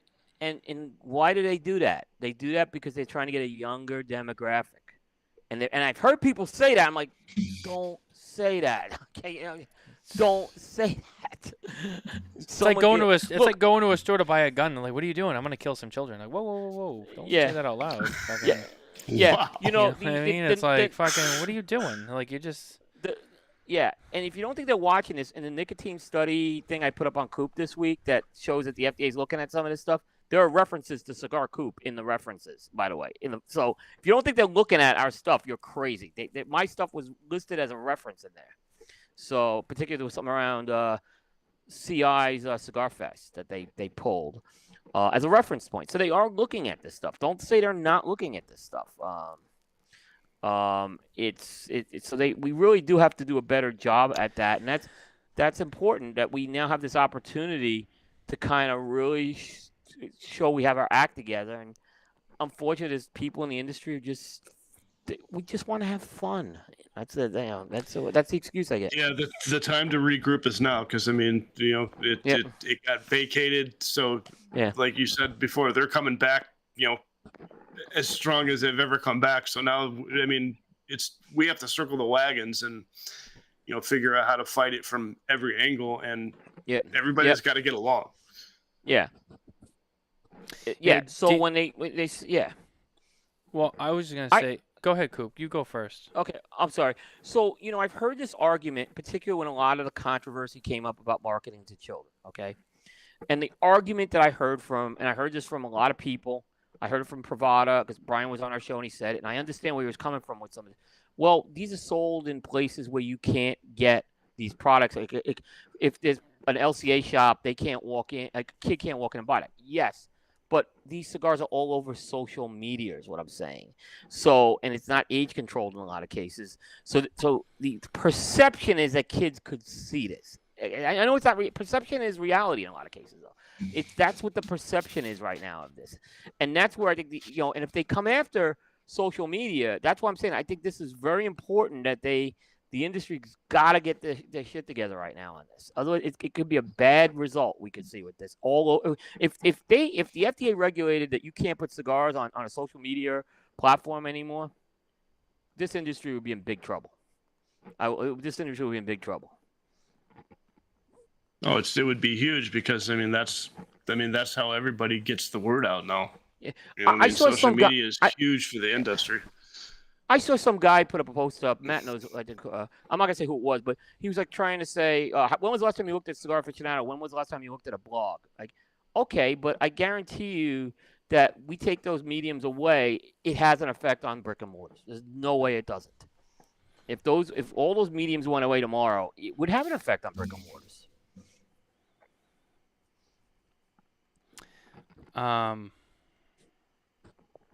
Sorry, come on, stupid autocorrect. Jesus Christ. It's the worst. Maybe now I see why maybe Matt had trouble remembering to put a cover on the blue cheese. He gets distracted too easy. Well, I'm trying to do something show related, but I'm trying to do it, No, I know. I'm kidding. Well, I'm getting some information on a certain topic. That's why I'm trying to do a little bit of research here before I. And Dan, by the way, helped me out. Dan gave me a lot of information. He put up the post where the Coop stuff is referenced. So there's a link there if you want to see where the Cigar Coop stuff was referenced. It's there. So I have to do some more research, but Dan had said before, Instagram enables to set an over 21 viewer setting. Now I don't remember seeing that, and I don't know how that works. There is. We have it all. Like all of our stuff. Like my YouTube numbers. I take a hit on my YouTube numbers because I age gate it. I made that decision because I did not want my YouTube stuff taken down. So it hit my numbers on YouTube, but I have other platforms where it does much better. But everyone in the media should be age gating their content on YouTube. See, I thought a majority of it already was. It's not. A lot of it isn't. I think a lot of it, I think it's particularly more on the influencer side where it's a little more of the Wild West with that. Because that just seems like a common sense thing. Yeah. So it sucks. I mean, and right now it's a private issue. Because I don't want YouTube stripping my stuff down. But in reality, if anyone ever came to me and they said, well, Cigar Coop is my website. I don't have that age gate thing on the website, by the way, where it says put in your age, right? The study that Dan's referring to, they call bullshit on those age gates are the most bullshit thing I've ever seen, right? Anyone can put any age in to get through to the site, right? Look, I'm not gonna be that guy, but I'm not. Yeah. To support your argument, right? You guys grew up in a mostly print world. I grew up in the golden age of the internet. So, when I was 14 and I wanted to go onto a porn website with my buddies, and it's like, are you 18? We clicked yes because we were 14 and we knew enough to say yeah. That's the reality though. Like just because it's there doesn't mean some 15-year-olds are gonna be like, oh, I'm not 21, guys. They're gonna be like, fuck you. Yeah, I am. Like, it doesn't do anything. Like it's a formality. Like, oh, we have an age gate. Yeah, but does it really stop anybody? No. They're going to click yeah anyway. I mean, and there's really, online and with social media, I mean, is there any way to, really actually enforce it? Your answer is, So if you go to, like, for example, I'll pick an online retailer. Corona Cigar has a very sophisticated age verification system, but that's used for e-commerce, right? The question is, you need it for I don't know how you do it for a web. I assume you can implement something similar for a website, but it's expensive. But Corona Cigar, like, it will, when you set up your account, you have to go through an age verification process. I think you send an image of your license or something like that, and it does a behind the scenes validation of it. Yeah. It actually took me 2 times to get mine through too, because it came back the first time and it was rejected, and then the second time it got through. But yeah, so there is the technologies out there. But for Cigar Coop, would it be something? If I was mandated to do it, I would do it. But I'm not gonna put an age gate thing in there either. Because it's like this study called how BS it is. It's like there's nothing to. All it is like, just put in a birthday before 21 years before today, and you get in. So, which is most of the online retail or websites like that. It's all the thing. I mean, are you 21? Yes, or put in your birth date, and you just put in a birthday that makes you 21, and you're good. 1975. Oh, yeah, exactly. It's not. It's the age gate thing is and then it's complete nonsense, and it's not. And so I don't think that's the answer. I thought about putting one on my website. I'm like, no, unless by law I had to put something in, then I would just put it in. So Barbara, Barbara commented parental settings for your kids. Very good point. Yeah, but the problem is most parents don't do it.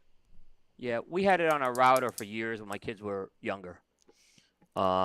So, and then my older ones figured out how to get around it anyway. But yeah, so see. But yeah, they did. They figured out how to get around it at some point.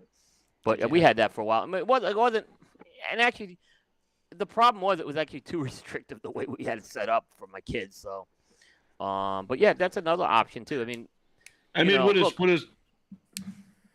Would a solution, maybe be, for the social media sites, to, force us to age gate, so to speak, for them to basically offer the age gating, to have a section of their websites that goes through that screening process and the in-depth screening process to do that. I mean, they have the money to do it and facilitate it. So could the regulation be, put on them? I mean, I don't know that they would be willing to help or be willing to work with the industry or anything age related, so to speak. But that would be an easy answer.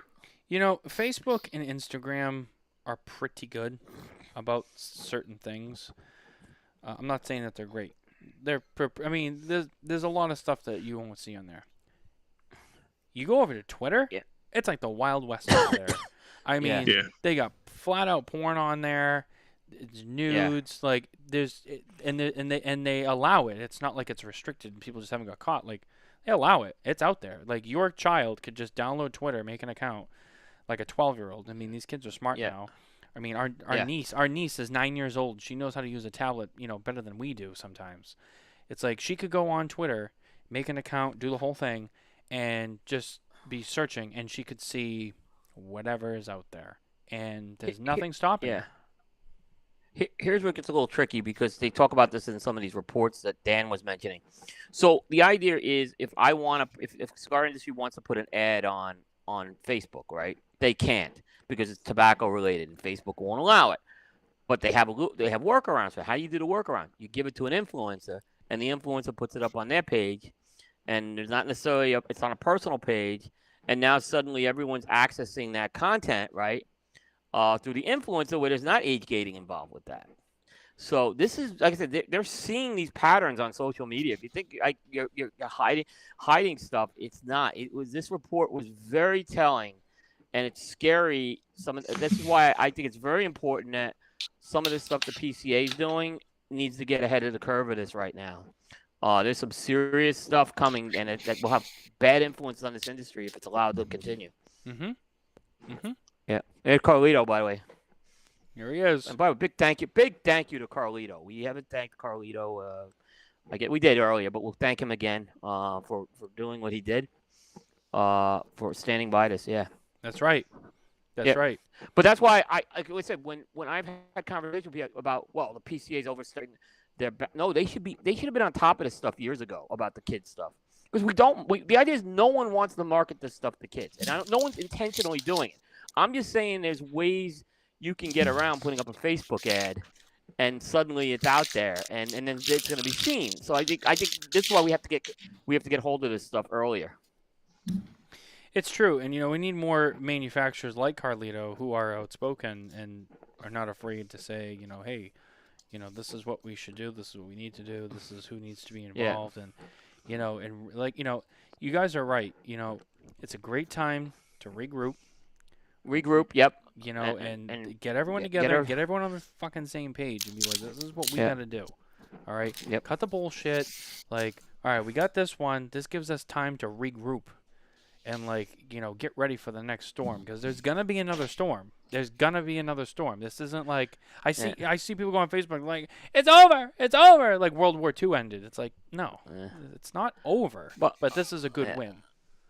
Yeah. By the way, I already got one comment on the Modern Marvels History Channel thing. How well it was done. Yep, so, I did too. You got. So I'm just saying. Yep. And definitely gonna have to watch that. Carlito did a tremendous job on that History Channel thing. And like I said, the link's out there. I think I'll put the link on the Coop social media pages when it's done. Everyone should watch that. And then when someone tries to challenge you, it shows. Look what they're doing with cigarettes. It's so interesting because they get into the chemical compounds and everything. It's really well done. Yep. So I'm glad that it's being looked at already. Yeah, 100%. And stuff like that is stuff that needs to be shared. That's the stuff that needs to be shared. People need to see that and understand. You know how many people I run into who are so ignorant? And I'm like, and they make these nasty comments. And I'm like, when they hear them, I'm a cigar person, and they're like, and it's like, and they start spewing this diarrhea out of their mouth about smoking, and it's like, you are so ignorant because you have no idea what you're talking about. And they're like, oh yeah, oh okay, and I'm like. Well, it's because the shit's been regurgitated and there's no facts to back it up. It's just, well, that's what society says it is, so that's what it is. Facts be damned. Yeah, it's ignorance. Yeah. I see these people on their high horse. They think they're so high and mighty. And I'm like, yeah, well, it's a different kind of product. It's all the same. Okay, sure. Yeah. Right. Yeah, just keep telling yourself that. Yeah. Whatever. Sorry, that's my point. Yeah. It's just like, Randy's got it. It's like, dude, just shut up. You don't know what you're talking about. You want to shit talk cigarettes? I'll do it with you. Cigars, it's not the same. And it's funny when you hear people go like, oh, cigars are like, oh, like cigarettes are one thing. Cigars are like, I can't stand Oh, yeah, they're so big and they're so bad. Yeah. They're 10 times worse than cigarettes because they're so big. I know. Just because it's bigger doesn't mean it's the same. Or it doesn't mean it's worse. It's not. And by the way, I don't want to totally say this History Channel thing was. There's a couple things when the Surgeon General gets involved at the end. I didn't agree with everything with it either. It's just that process piece was really well done, is what I'm saying. How they showed how they break down the difference in the two being made. All right. But there's cool. some stuff at the end. I think. Just so I wanted to explain that too. There's some stuff at the end, but I still think it was. We could pull segments out of this. We should be showing this to everyone we meet with in Congress. Oh, yeah. You have a video. It's been done, yeah. Oh, yeah. I mean, it's either way. I mean, there's going to be some stuff sometimes that, but for the most part, like you said, I think the most important part is the part you talked about. And, yeah, watch it, guys. Seriously. It's good for you to know. Watch it. But like I said, as far Share as the social media stuff, I think this is why we need to be responsible about this stuff going forward. I know this was a controversial thing a year ago. But I am definitely on the side of responsible marketing. There's content I am no longer publishing on Coop that I used to publish that I don't publish anymore. Because I don't want my site being referenced in one of these reports either. It's already, like I said, the thing that I was referenced in was a festival, but I don't want to see this stuff. Like I said, let's not give them any ammunition here, is what I'm saying. Yeah, and they're going to look for it wherever they can find it at this point. Oh, yeah, and like I said, I think some of the influencer stuff, which, by the way, there's some really good influencer content, so I'm not trying to bash it, but sometimes it is perceived as, being very youth-oriented. That's why I said don't say you're trying to get a younger demographic. Be careful about saying that because it's going to be someone's going to pick it up, and they're going to run with it. Very, very true. And I know. Yeah, I know and they're a lot gonna of run with it extreme. I know a lot of people who are guilty of it too, and they don't, and they're very open about, People I know who are good people, and I'm like, be careful. Yeah, just be careful. If you want to think that in the back of your mind, you're trying to reach the 25 to 30-year-old, yeah.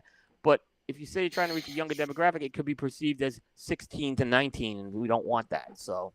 Yeah, I was just going to say you need to dictate what the younger demographic is. There needs to be a definition of exactly where that falls, because everybody here knows that the government's going to look at younger. Oh yeah, you're going after kids. Yeah, that's the interpretation of younger demographic, which is inaccurate at best. Yeah, I agree. It needs to be specific. Absolutely, Carlito. Absolutely, Carlito. Love that guy. Yep. He's so right on this, and I'm really glad to see Carlito say it. I mean, I've heard Carlito, but yeah, this is very important what he's saying. For the people who are listening who can't see the comment, I'll read it. Yeah, please. It's a good comment. Yeah. Carlito had said, I absolutely agree. We have to circle the wagons, as you said, because we must be careful with every step the industry takes individually and as a whole moving forward. They are watching every move closely, and yes, I also agree they are going to come after how cigars are promoted, social media, print events, etc. We have to self-regulate as a whole and call out the selfish few who don't give a shit for the industry and are just in for the dollars and cents. Fuck them. Hopefully they will conduct good business sense and join us in the continuing fight. The past is the past. Let's all do what's right for the whole and unite. And yeah, absolutely. Good job, Carlito. That was an excellent comment. That's right. He said it much better than I was able to articulate it, but yes. I mean, that parallels exactly what he said at the impromptu meet at PCA with his mic drop moment. I mean, that's essentially exactly the point he was trying to make. Yeah, he was trying to make that. And look, I think you hang around. Carlito likes to have fun as much as anybody, too. So it's not like you're not gonna have fun. Trust us, we know. We have fun when we're talking we're talking Fuente and we're with Fuente. You can have plenty of fun, but there's things that obviously you put these boundaries. I think putting these boundaries isn't a bad thing here. You can still have plenty of fun. The other thing too is when you talk about people like Carlito, Rocky, Pete Johnson, Steve Saka, you saw all these guys that a lot of people they love, they look up to, they think are so cool. When they get to meet them, it's like meeting their hero. And and trust me, I know how special that is. But just think about this for a second, right? We lose these fights and shit like that happens, then those people that have worked so hard to build up to that level of their business, their status, and what they do, and all the good things that they do for other people, especially like with the Fuentes and the Newmans, what they do with CFCF, and the good thing that come out of that, and there's a lot of other charitable stuff that a lot of manufacturers do. Like Hiram and Solomon, they do a lot of stuff. Just think like all that gets Ernesto Perez is doing some stuff now for autism. Yeah. Yep. There's another one. Yep. But just think, all of those people and all those things that they use that status to do for good as well. Outside of cigars, it gets destroyed. I mean, like think about those kids in the Dominican that we do the fundraiser for every year. Yeah. Cigar family. That's another victim of harsh control of this industry. It's sad though. This report was calling it out as having other motivations, which I think is just ridiculous. It's disgusting.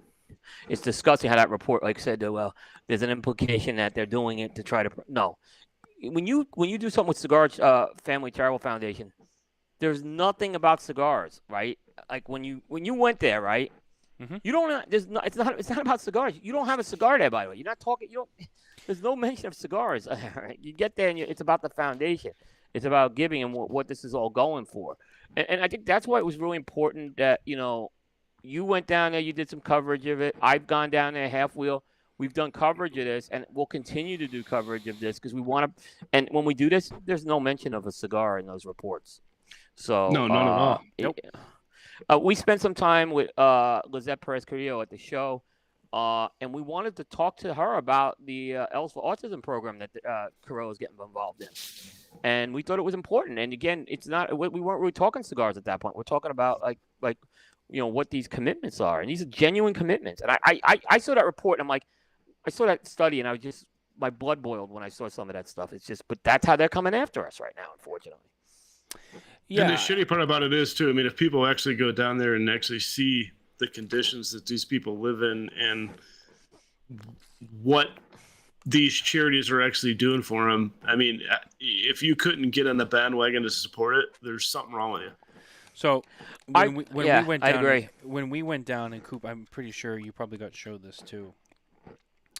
But to kind of piggyback onto Kevin's point, Carlito, we went to the school, and Carlito showed us a photo that they have. Yep. And there's a photo of this like little like water well thing with like with clean water that they built for the people down there.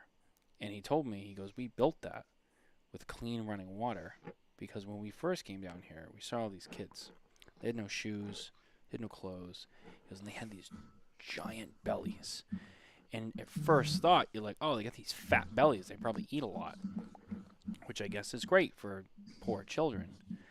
And then someone said, no. That's not like from overfed. That's parasites in the contaminated water that they drink every day.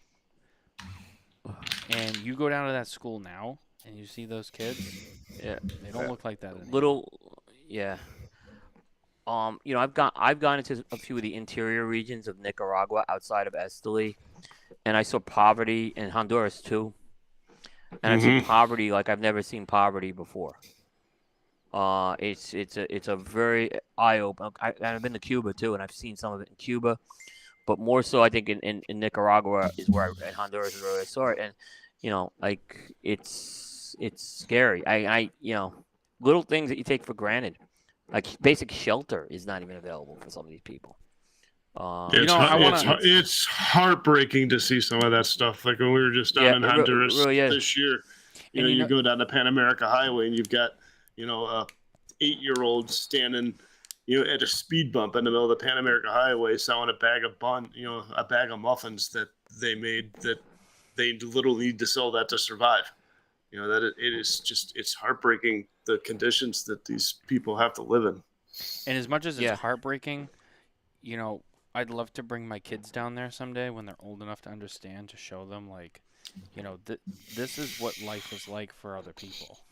Like, so you understand like how lucky you are. This is how these people survive. And it's not great. And we do what we can to help, but like, this is a reality. And and try to make them understand like this is how a lot of people live, and it's sad. It really is. And it's very sad. And Cuba's a different story. 'Cause I saw the poverty on the streets of Havana, and that's in an urban area as well. It's just, but the people are very warm, and you meet all these people. They're warm. They're good people. So I think this industry.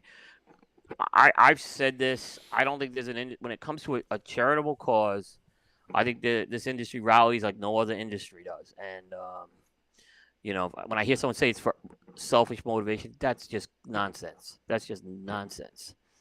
We see it. We see it all the time. Yeah, and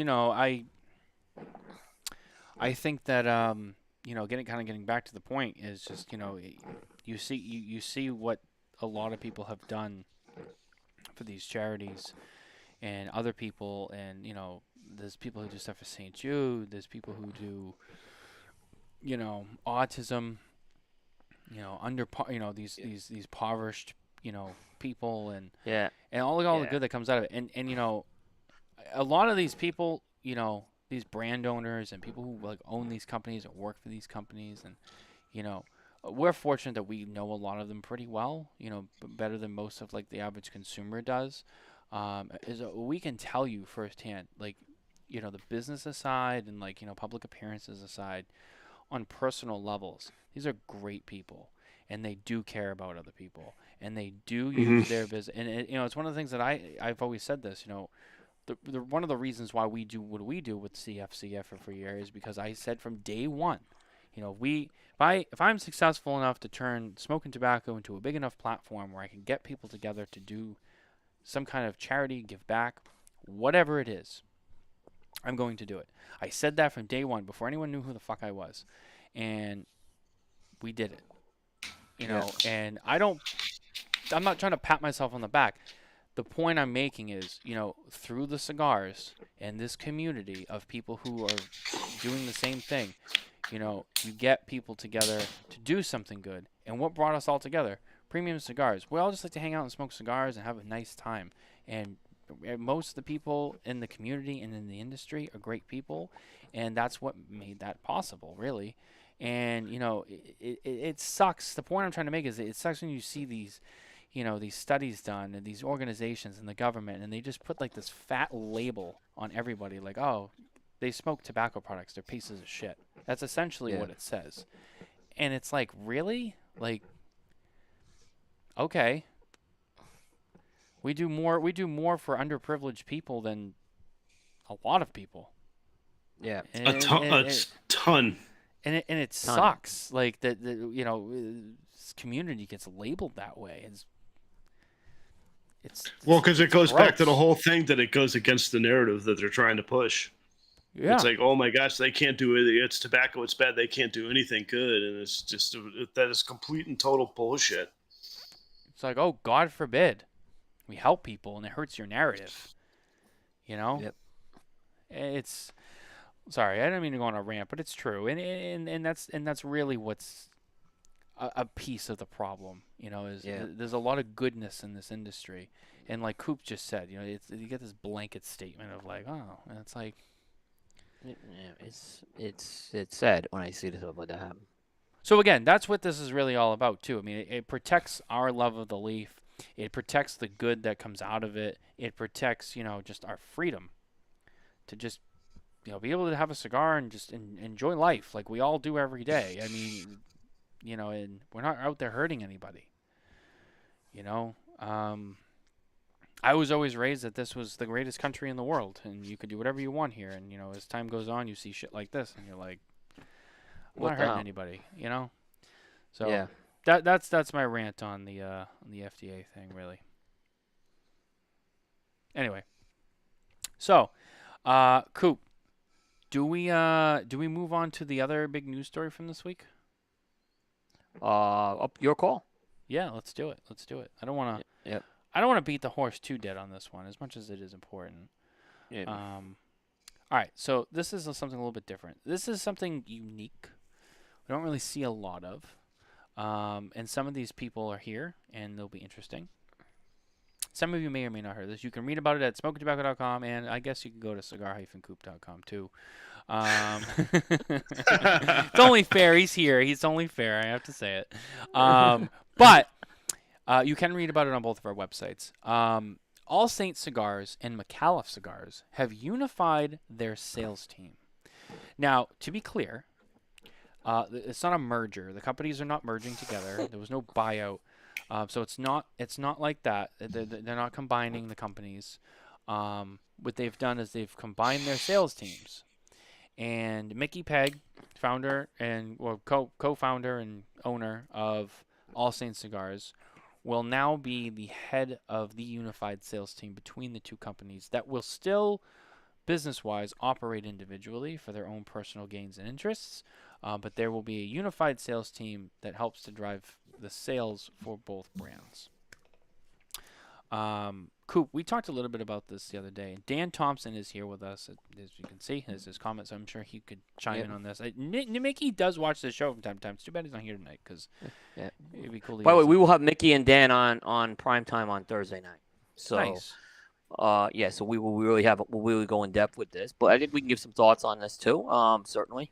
Yeah, so Coop, right out of the gate, you know, what are your thoughts on this? This is something a little bit different, I think, than we see. Yeah, there was some other examples I was looking at in the past, but this one I think was unique in that basically the companies are just really combining the sales teams, and I believe from talking to Mickey, they're probably gonna All Saints will leverage some of Micallef's marketing department as well, so I think you'll have that. But as far as invoicing, fulfillment goes, production, they're gonna maintain separate production. You know, Micallef will produce their own cigars, and Mickey will continue to work with Rocky's factories. it is unique. It's not a distribution agreement either, which I think that's where it gets a little. It's some companies sometimes True. will have a distribution agreement, but in this case, Mickey's kind of becoming an integral part of this. Is the difference, right? So it's under Mickey's leadership, and he needed a field sales team.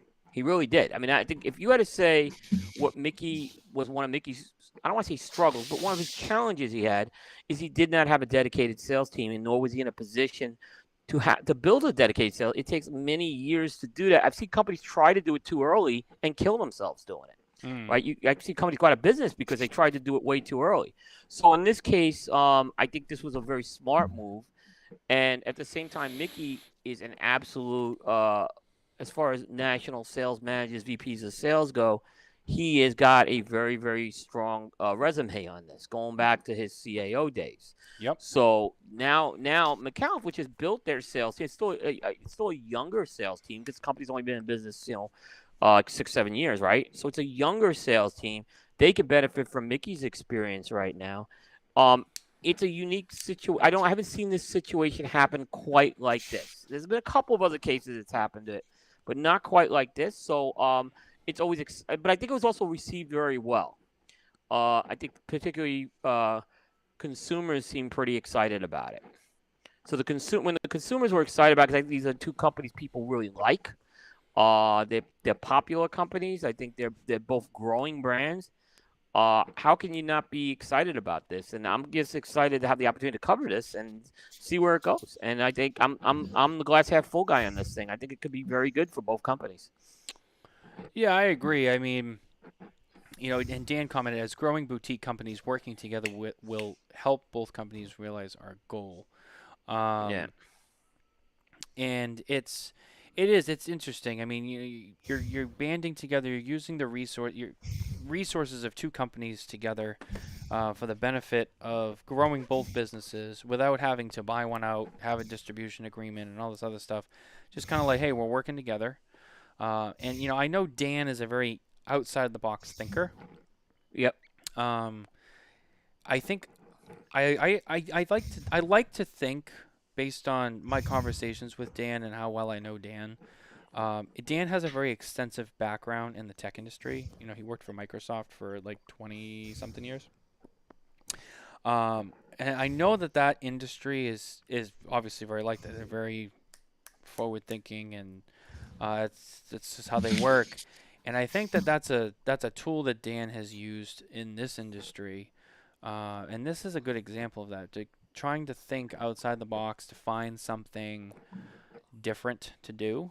And you have to give them credit for trying and seeing where it goes, because hey, maybe it will work for them, and that would be good. I mean, I look, I love both of them. We want to see them succeed. So of course, if this is something that they can try and it works for them, great. If it doesn't, hopefully it doesn't work out in a way where it damages the companies. But hey, they're gonna try this, and maybe it'll help strengthen, and maybe make it easier, for both of those companies to kind of do things. I know Mickey doesn't already kind of have a very big sales team. So this is something that, as for them, that's a huge resource for them. And then, Micallef brings in someone who knows this part of this industry very specifically so well, like Coop you just said. So there's a lot of trade-offs, and they help each other. Well, to your point, I see the whole thing kind of as a win-win, because now you're getting cigars, both brands of cigars in the markets that maybe they weren't there before, and to the point you just said, if it works, great. It could redefine a business model for companies to look at down the road. And for some reason, if it doesn't, I really don't see that anybody really loses anything. Yeah, and I agree. And like I said, I think getting into when you like Micallef's team, I saw a comment from our friend there about 41. It's not that the age of the people on the team; it's the maturity of the organization we're talking about here. And it takes a long time to build a sales team. It's not an easy. I built sales teams. I went through right now in my current job. we have built a sales organization from the ground up, and we're still feeling it. Is what I'm saying. Even 4 years into it, I still feel like we could benefit from more experience just doing this on a day in day out basis for this particular model of our company. Yeah. Yeah, I've been at my company for almost 20 years, and kind of the same thing. It's like they're constantly striving to, find the next greatest thing for the sales team and find out, what model works best and what's the best method to go. So, yeah. I mean, I first saw this and I was kind of like, wait, what are they doing? And I really had to like read it, and I was like, okay, and I kind of understood. But Dan made a comment. Here it is. He said it's an old ranching model called neighboring. That's the term for, according to Dan, that is kind of the term for what the two companies are doing. It is. It's an interesting model. But yeah. And Jay Davis is here. Yeah. I go back to the old form, storm, norm, perform thing.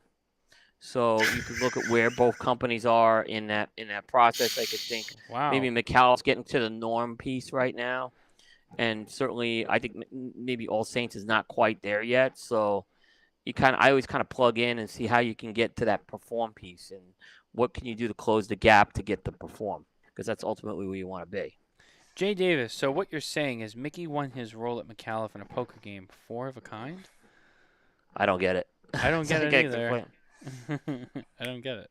Jay, you have to elaborate. By the way, I was with Mickey on Wednesday. Actually, I was with him when the FDA thing actually happened. He was in Charlotte on his first sales call, and literally he couldn't have been more excited and fired up about this. So he seemed really like I heard him use the term "roll his sleeves up." He was ready to go. It was really, because it was kind of cool to see it at the very beginning of that. So I think it's exciting to kind of see that for sure. Yeah, and Mickey's like I said, Mickey's a great guy. He's a hard guy. It's hard to not love Mickey Peg. And this would be so. Here's a question. So, do they have like a combined booth at the trade show? According to, and I don't want to speak for Dan, but according to Mickey, right now they don't. Whether they have, it sounds like they may have a Jason booth or something like that. But I don't want to speak again on that. But because I did ask that, so I think we'll get into a little more maybe with the two principals. But I'm sure that they don't want to be on opposite ends of the trade show floor with a combined sales force, is what I'll say. But they may still want to have different booths for individuality, because All Saints is still very much All Saints Cigars.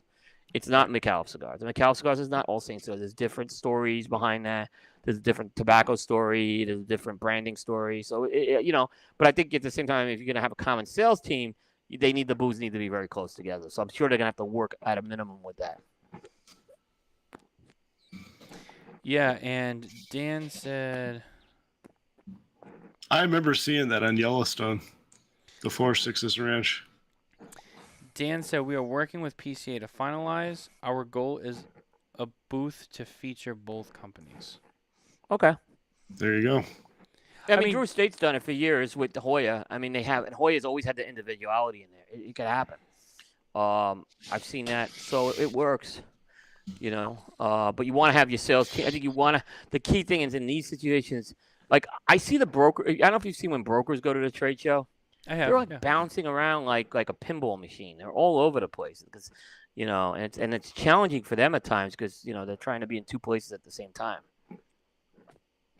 Yeah, and I know that Mickey was using a lot of brokers before, and this would be good to have more of a centralized sales team to really help that brand grow, which I think will be great for them.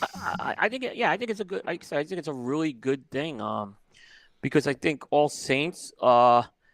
The problem that Mickey had with All Saints is he was a one-man show. He was chef, cook, and bottle washer. And that's not taking anything away from the brokers, but the brokers aren't necessarily it's hard to get a broker because they're so busy to be an extension of the brand.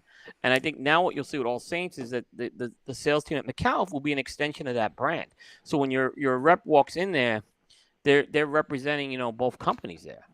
Because your rep is the guy who ultimately, if you're gonna have successful events and you can do successful things, you have to have your field sales force feel like they're an extension of the brand. Drew Estate had that problem years ago with Jonathan Drew, and I saw how they evolved their sales team model over the last few years, where now a rep goes in there, and you don't need to worry about having Jonathan Drew there. Is what I'm saying.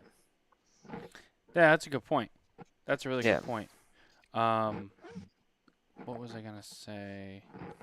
Oh, I had something I was gonna say and I forgot. Damn it! I hate when that happens. Another thing I thought of when I saw this is it just me, or do I smell a potential collaboration between the two companies on a cigar release? Nope. I don't see anything like that. Maybe they could do it, but I don't see that's going to happen anytime soon. Yeah, I don't see that either. Okay. I don't see it either. I think these companies have their plans made out. Does it happen at some point? Possibly. I just don't see that right now. Not out of the gate. Not out of the gate. But if it works long term. Do they need to? I mean, did he really need to is the question. I guess that's true. Because, I mean, yeah, it's never say never, but I'm not saying never say never, but I know, most companies have their plans made for the next few years, and both Micallef and All Saints are very strategic thinking companies. So I don't see it. I don't know if necessarily that would be a good thing either. Okay. So I'm guessing now we have Rocky Mountain coming up here in a couple of weeks. Are they going to be together at Rocky Mountain now? Good question. My guess would be yes. Did they both Dan, go? I know Dan, I'm sure could advise on that. Mickey's going. I think Mickey's going, is what I heard from him. Because he was asking me about going. And I'm not going this year. It's just I can't work it out with my schedule. Is that a Rocky Patel lighter? Yeah. Oh, nice. Those are cool. Yeah, that's. There you go. Yeah, these. By the way, he makes great accessories, Rocky Patel. So yes. This is the Burn Series lighter, and I love these lighters. We talked about KMA this morning, so that's I was asking about lighters before because I had this one down here. Is that the soft flame? Is that the one that's soft flame and torch, or no? No, it's just torch, double flame. Okay. Yeah, this is just double flame. I have a couple of those dual lighters, and I never use the soft flame to be honest with you. So. I was looking at those that just ended up being in here, and it's like I thought they were pretty cool. Yeah. The I got it. We had a Mike Giordano the other night on primetime, and those paleo lighters they gave out, those pistolas, are great lighters. Yeah, I missed out on that.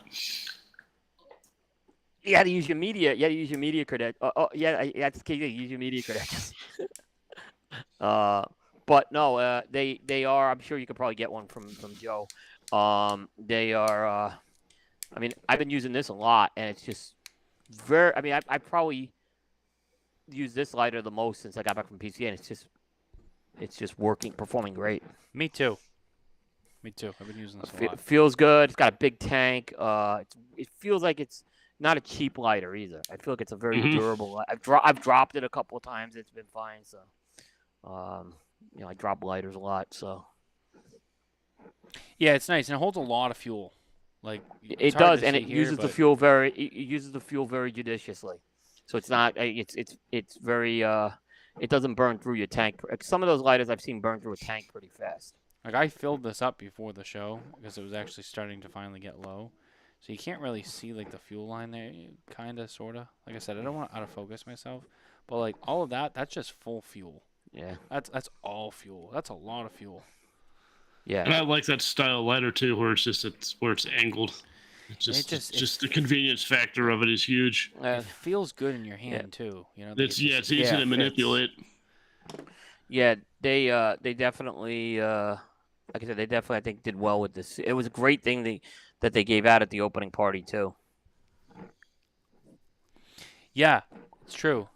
How much does that retail for? Is it $30? No, it's like 15. That's it? Yeah, they're like $15.99. That's a great lighter for $15. I mean, it's.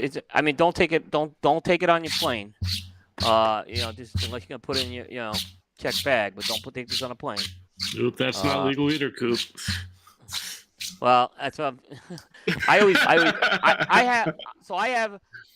used to use the plastic lighters, but now I'm seeing some of the newer equipment detect those plastic lighters. So I've kind of given up on those, and I've moved forward with. I got now the one that has the kind of the soft flame Bic lighter insert that they can't detect. They can't detect that, so I feel much better about that. Jay Davis said Coop will use that later until Rafael Nadal sends him a new one. He doesn't make lighters. I was gonna say I don't remember them having lighters. Oh no, I've gotten some branded lighters. It is. That's true. They have some branded ones, but they don't make. Look, I could call anyone. I mean, Jay, I could call anyone up and get a lighter. So it's like,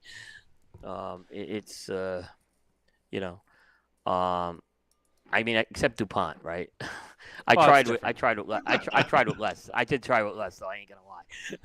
Would you ask for a line 2 sample? Yeah, I said, line 2. He was laughing at me on it. Like, haha, good one, right? And you're like, yeah. I could get. I've gotten the mini jet lighter. They gave those out for free one year at the Davidoff dinner. Oh, really? So I have. That's cool. I just have that up in my office upstairs. I really don't use it much. It's kind of in my collection. Because I'll lose it if I take it out. I'll lose it in the house even if it happens. So I've got one of those around here somewhere. Yeah. Yeah. I don't check luggage in a lot though. Like for my trip tomorrow, I'm not checking luggage in. So, I always check because whenever I travel, there's a good chance that I'm going to be bringing booze back. So, right. Gotta have a place to put it.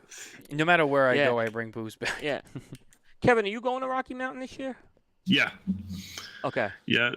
My employer shortened our original plan was to ride to Harley, but my employer decided I've already had too much time off this year, so my trip was shortened to 2 days off during the week. So.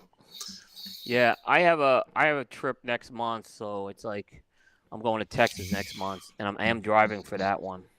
So I'm not gonna be able to go. And then it is what it is. But that's the one event I want to go to. I haven't been there. Yeah, I haven't been to I haven't been to Rocky Mountain. And this year I certainly won't be able to travel. I won't travel again until next year. So. I'm going to Micallef Open House next month. And I'm probably going to make an appearance at Palooza this year. I just don't know if I could stay the whole weekend. I may not be able to get until Friday with that one, just because of conflicts with that. Had we not had the baby coming, I might have tried to do the Micallef Open House and turned into like a little bit of a Texas tour. That's what I'm going to do. I'm going to go see Jay. I'm going to go see Bear.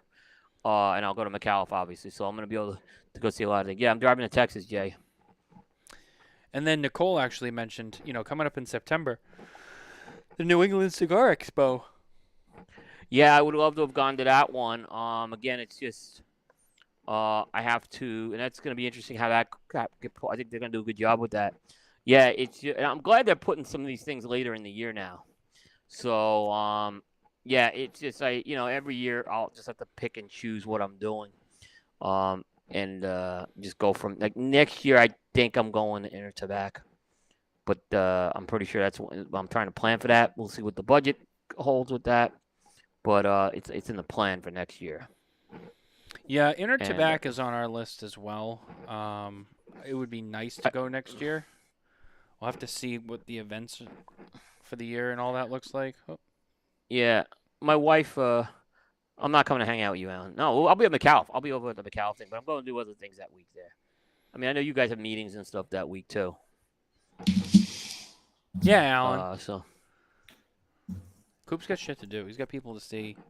He's a VIP. Yeah, I was talking to Mickey because I said, and Dan, and I know what some of the schedule stuff they have going on now. So I'll be there I'll be out there on Saturday, and I'm gonna be at the dinner at Riata the night before. So that's the plan with that. Boy, a trip to Texas and a Micallef Open House, that sounds like a good time to me. Yeah, I mean, actually, I've driven to Dallas before and back. It's a one night. I could do it. I usually will drive to Arkansas the first night, and then from Arkansas to Dallas the second. Okay. Yeah, I have a road trip to Texas coming up with Matt Booth here at some point. Because I've had Matt Booth's display cases in our spare bedroom now since 2020, so we need to get those down to Club Humidor at some point. So he's talking about flying in and renting a U-Haul and driving to Texas. Oh my God. Yeah, I And would you're gonna be never going be through and you're gonna be, the fact that you're gonna be going through the desert with him is scary. Kevin, can I come with you? I would never be the same again. Kevin, can I come with you just to Dude. document this intergalactic? You have to Oh document yeah, it, but Kevin. we'd have to have like in-car cameras and stuff for the whole trip. Oh, 'cause I it's got the it's one of those GoPros. things that it's just one of those things that you have to live it to understand it. We got the Yeah. we got the little lav mics. We can mic everyone up. That'd be a whole 15 thing. hours, 15 hours in the cab of a U-Haul with Matt Booth. And then we get God. That would be life-changing for sure. we got the windshield mount for the camera too. I got all the accessories. We can mount it right there, right on both people. You got the microphones. It's a whole thing. There might be some stuff happen that you don't want on camera. Well, we don't have to share it, but you know, we can get it. We can get it, but we don't have to share it. When you guys are going through New Mexico and Utah, it's We're in the middle of nowhere, and he's just like, "Bro, pull over here. I want to show you something." And like, there's nothing around. Oh, I know. It's like, oh, here we go. Also, you know what's gonna happen? Is they're gonna say you can't smoke in the U-Haul. It's like a $300 fee, and Matt's gonna be like, "Oh, fuck that noise! Like we're smoking in this fucking U-Haul." Oh, absolutely. Well, that's what you just bring it. Just bring an ozone generator along with you, and you're good. Like after what Ben and I, after the damage Ben and I did on the rental car to Florida earlier this year. Because the thing is, oh, what'd you do?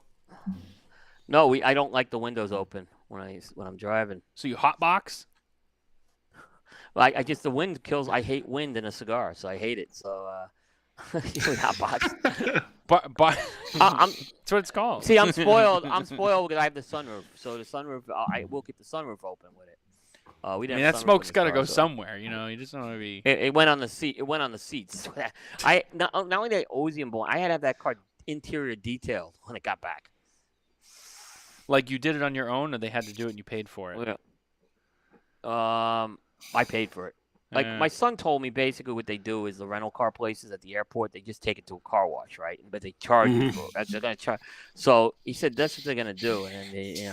So I Ozium'd it, and it got some of it out. But then I went to the car wash, and I said, I just need, and there were ashes like in crevices of the seats and everything. So I really needed that thing cleaned well inside.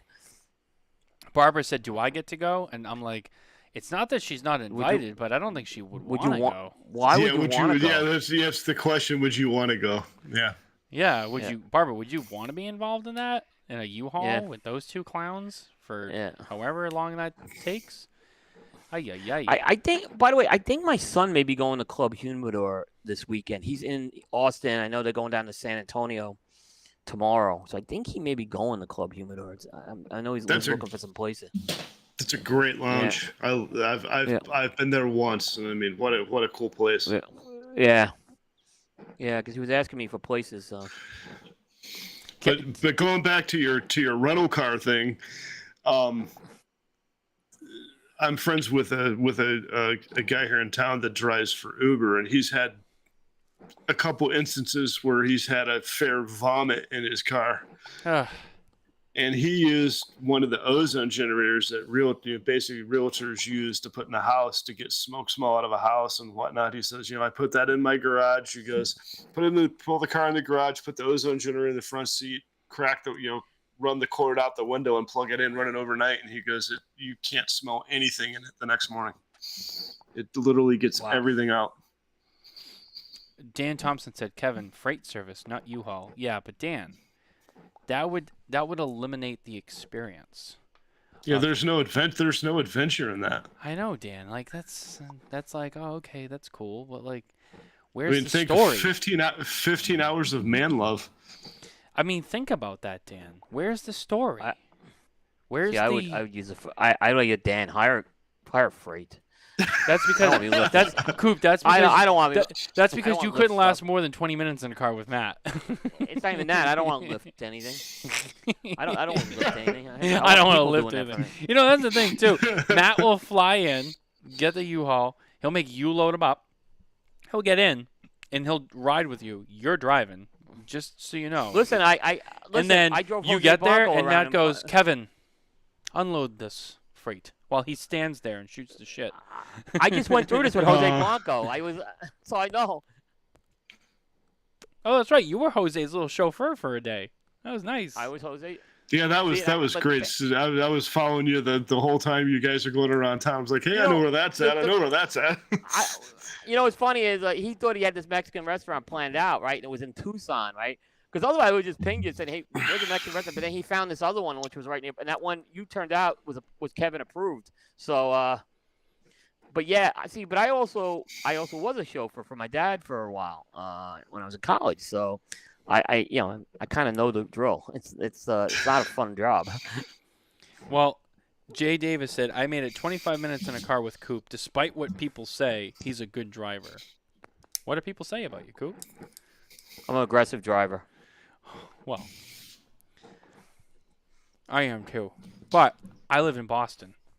So Yeah, but I drove in Manhattan, which so you learn. Yeah. You just learn, cut into lanes, and I drive like I'm qualifying for the Daytona 500. I drive like Tony Soprano. Is the best way to, except I don't wreck cars like he does. But that's the best way to put it. I think I drive like Tony Soprano. I just see Matt going if we have to, if the Texas thing ends up happening, I have to drive. That's actually not a bad thing because I have a thing like letting other people drive. I'm just not. If I'm not in control, I'm not comfortable. So I'd have to drive anyhow. So we'd be good. Kevin, this is Coop. Don't leave that up too long. You don't want to get this thing pulled down. This Coop just driving with his cigar and just being like, Jose, where do you want to go? Jose couldn't smoke in the car. I told him. I said, I'm not. Oh, I really? didn't have time to go get this. I said I can't get. He didn't give me a problem on that because he. But the problem is I didn't have time to get the car cleaned out or anything like that. So because we had to go to the airport that night. Oh, that's right. That was your last day in town. It was he's like, yeah, Coop, let's go see the Fry Boys, and he's like, it was here's the thing. It was really cool about that Jose experience is I don't get to spend a lot of time with Jose in person when we see each other. Sometimes he's been in Charlotte, visiting, but he's with a retailer. At the show, he's really busy. I did get to spend some time with him in the DR. That was probably the only other time I spent time. But this was kind of the first one-on-one time I had with him for a whole day, knowing him for over 10 years. So it was a great experience to hang with him, actually. Yeah, he's an amazing individual. He is. I mean, and to have that luxury to be alone with him for all that time. And He had 3 bags, okay? 3 bags. These things had a weigh. They were a ton. Bags weighed a ton. Right, he's not he's 70 plus. Look, God bless him for 70 plus. He's great, but man, those are heavy bags for like a 30-year-old. Is what I'm just going to tell you. Yeah, I remember you saying that he travels pretty heavily. Cigars. He's got cigars. Yeah, Nicole gives me a hard time for bringing a checked bag and a carry-on, and they're both full, coming and going, and that's going to be expensive too, going to Europe because they have. It's much more restrictive on weight than it is the United States. Yeah, I know there was. I think that's why. Yeah, he definitely was concerned on that. But yeah, Jose, I got to give him credit, man. These were, they're wheel bags, but man, they were heavy bags. Just like because I wheeled them down to the garage at the Palazzo, and then I had to lift these into the trunk. I'm like, it's like, you all right? I'm like, yeah. I'm like, meanwhile, these things are like. These things had to weigh like 80 pounds a piece. They were not light. You need to tell him, hey, Jose, your bags need to go on a diet like you told Matt he needs to. Oh, yeah. God. Oh, God. Don't even get me started. Matthew, you're getting kind of chubby. No, that's not what he said. He just went, whoa, fat. Matthew. You're fat. You know, you put on some pounds. I'm like, wow. You know what I should have said? Like, wow, you look great for 85.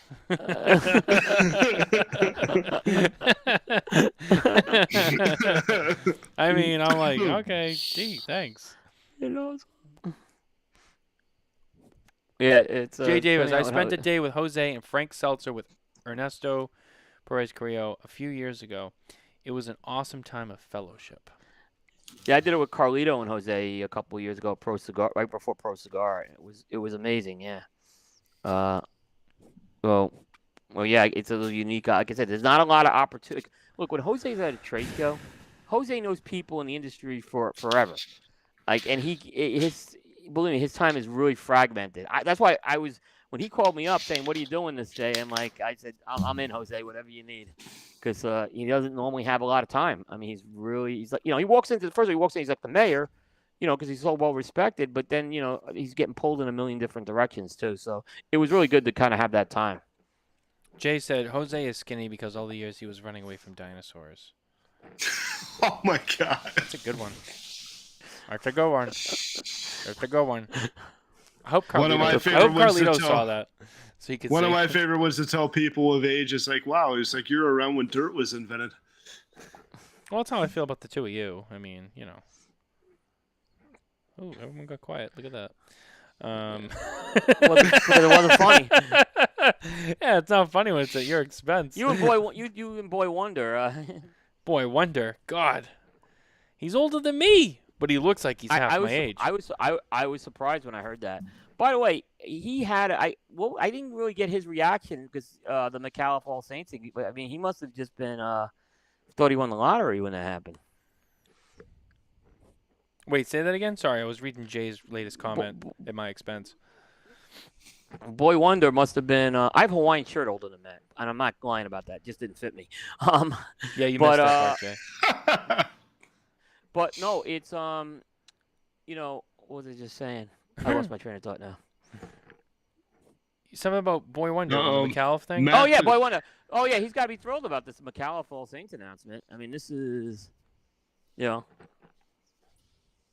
sure he was very happy about it. Oh, yeah. Matt's getting in trouble with Barb. Yeah, I am. I know. I forgot about Matt gets in that. trouble all the time. All the important women in my life, I always get in trouble with at some point or another. It just tends to happen. I don't know. I do it to myself. What can I say? I was actually going to wear a concert T-shirt tonight that's older than Matthew. It's funny. I'll do that. I have a couple as well that actually still fit me. I have a Sting concert sweatshirt from 1985 that I still wear, and it looks great. It looks brand new. Yeah, it's Sting from his Dreaming of Blue Turtles. I bought a sweatshirt. It still fits me. Yeah, I've got a concert T-shirt from Night Ranger from 1983, and then I've got the Van Halen 1984 tour T-shirt. Boy, Night Ranger. When those first two albums with Night Ranger were amazing, and then they just kind of fell off the map. Oh man, yeah. And they're still rocking and rolling. I took Barb to go. Barb had never seen them, and I took her to see them last year, and it's amazing. Kelly Keagy's 70 years old and still slamming the drums and still has his voice. Yeah, I don't have one quite that old, but it's still about 20 years old. I have a Rolling Stones T-shirt from the Bigger Bang tour in 2005.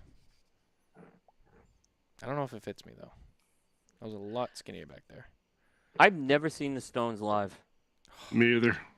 I don't know if I'll ever will either now, to be honest with you. But I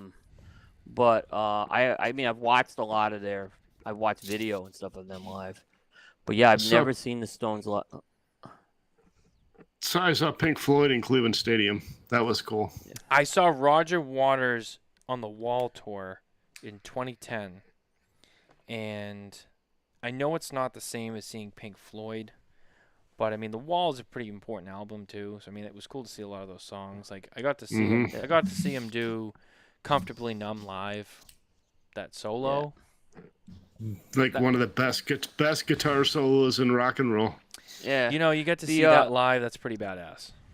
Do you guys know Stace Berkland at all? He's like, you probably see him in a lot of chats. And I stuff. know of He's a him, but guy- I don't really know him personally. He actually is a musician as well, and he does a cover of "Comfortably Numb" that I would say is the best cover I've ever heard anyone do.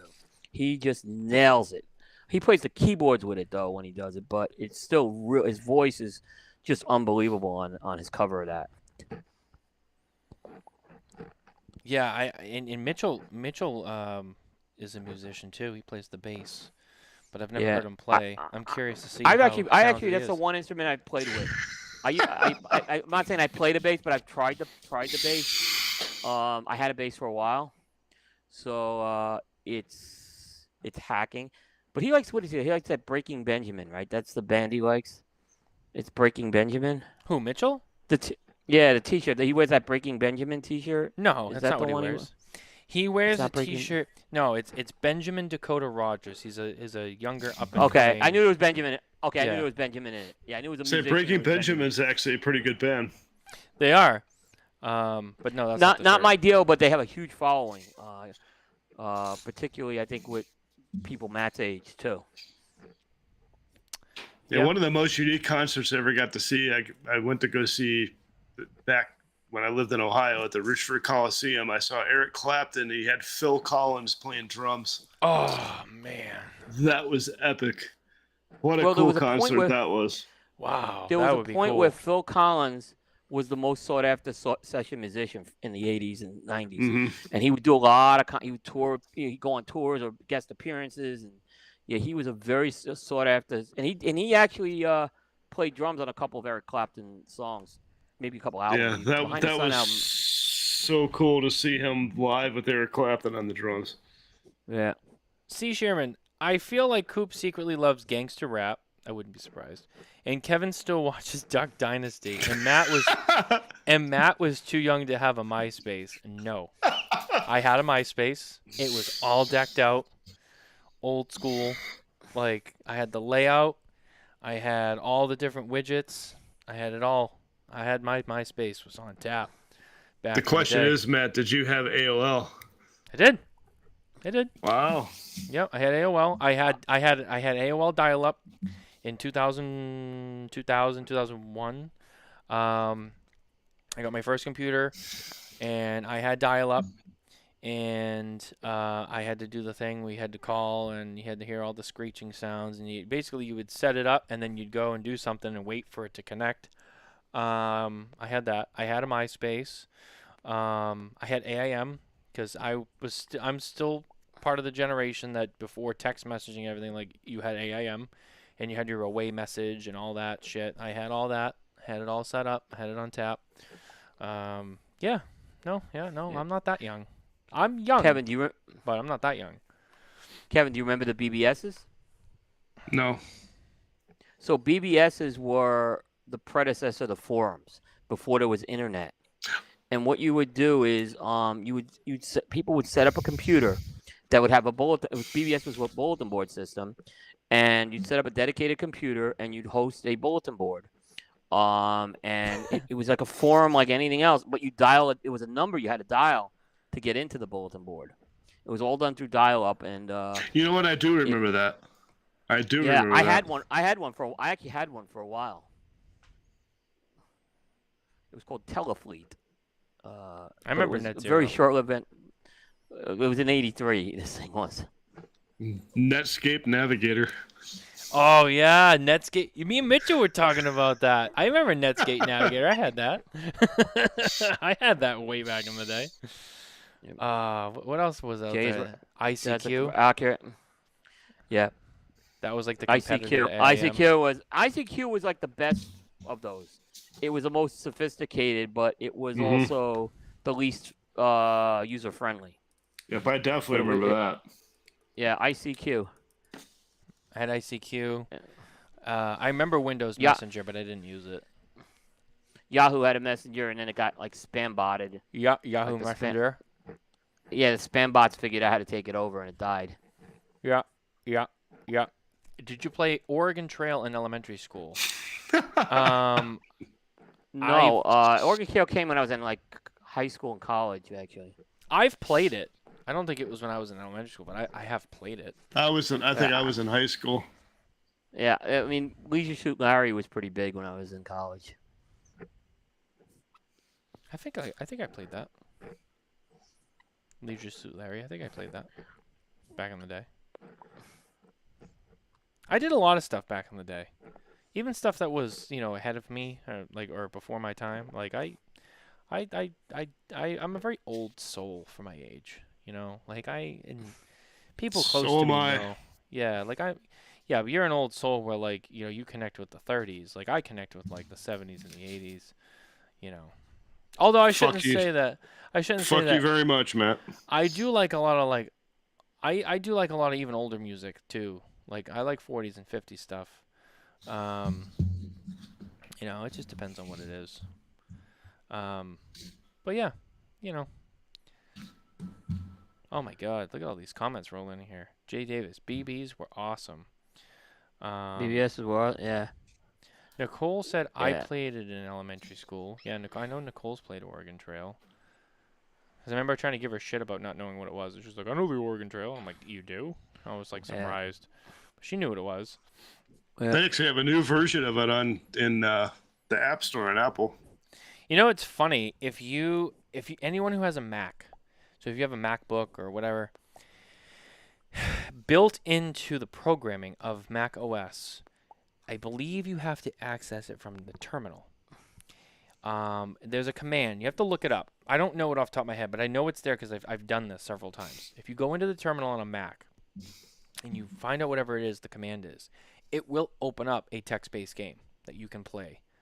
And I have to figure out what it is, but I remember someone telling me about it in high school, and I had a MacBook, and I was like, no way. And I went home and I did it, and I was like, oh shit. And it's not Oregon Trail, but it's that same thing, and it's kind of like a little secret gem. So if anyone who has one of those, like, there's that. I had an Apple II.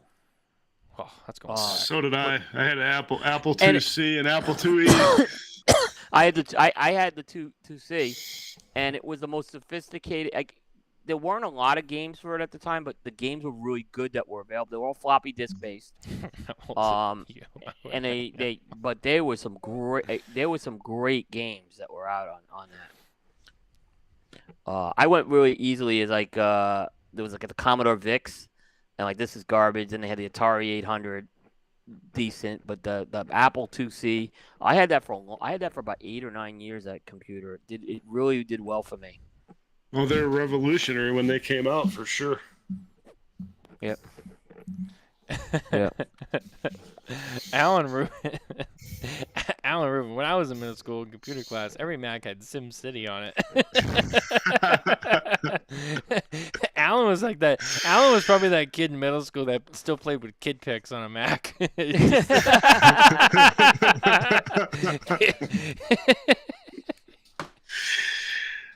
I see my buddy Randy Bush on there says that he's convinced that Elvis is his dad. So is his name Randy Presley now? When I remember when the Bill Bixby special came out about Elvis being alive. I mean, you came out of that thing, you were convinced he was alive. I mean, it was just so well done. Bill Bixby did this docu series. I remember, and I was like, I think he's alive. I swore he was alive after that. Come on, don't you remember Men in Black? Elvis didn't die; he just went home. Yeah. Yeah. I remember I was in high school, and it was when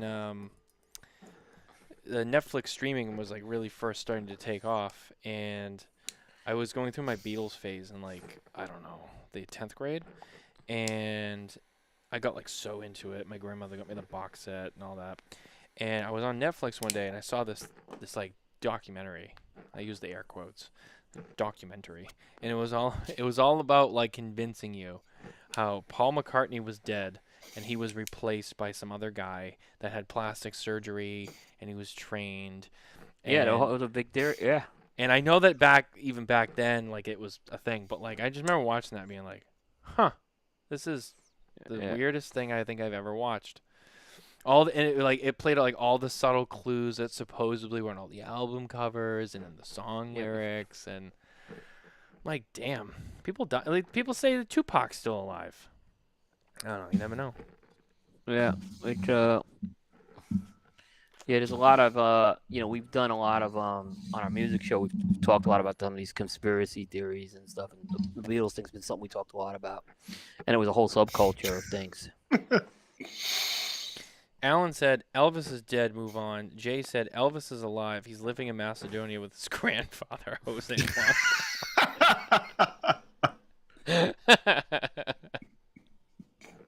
That might be the comment of the night.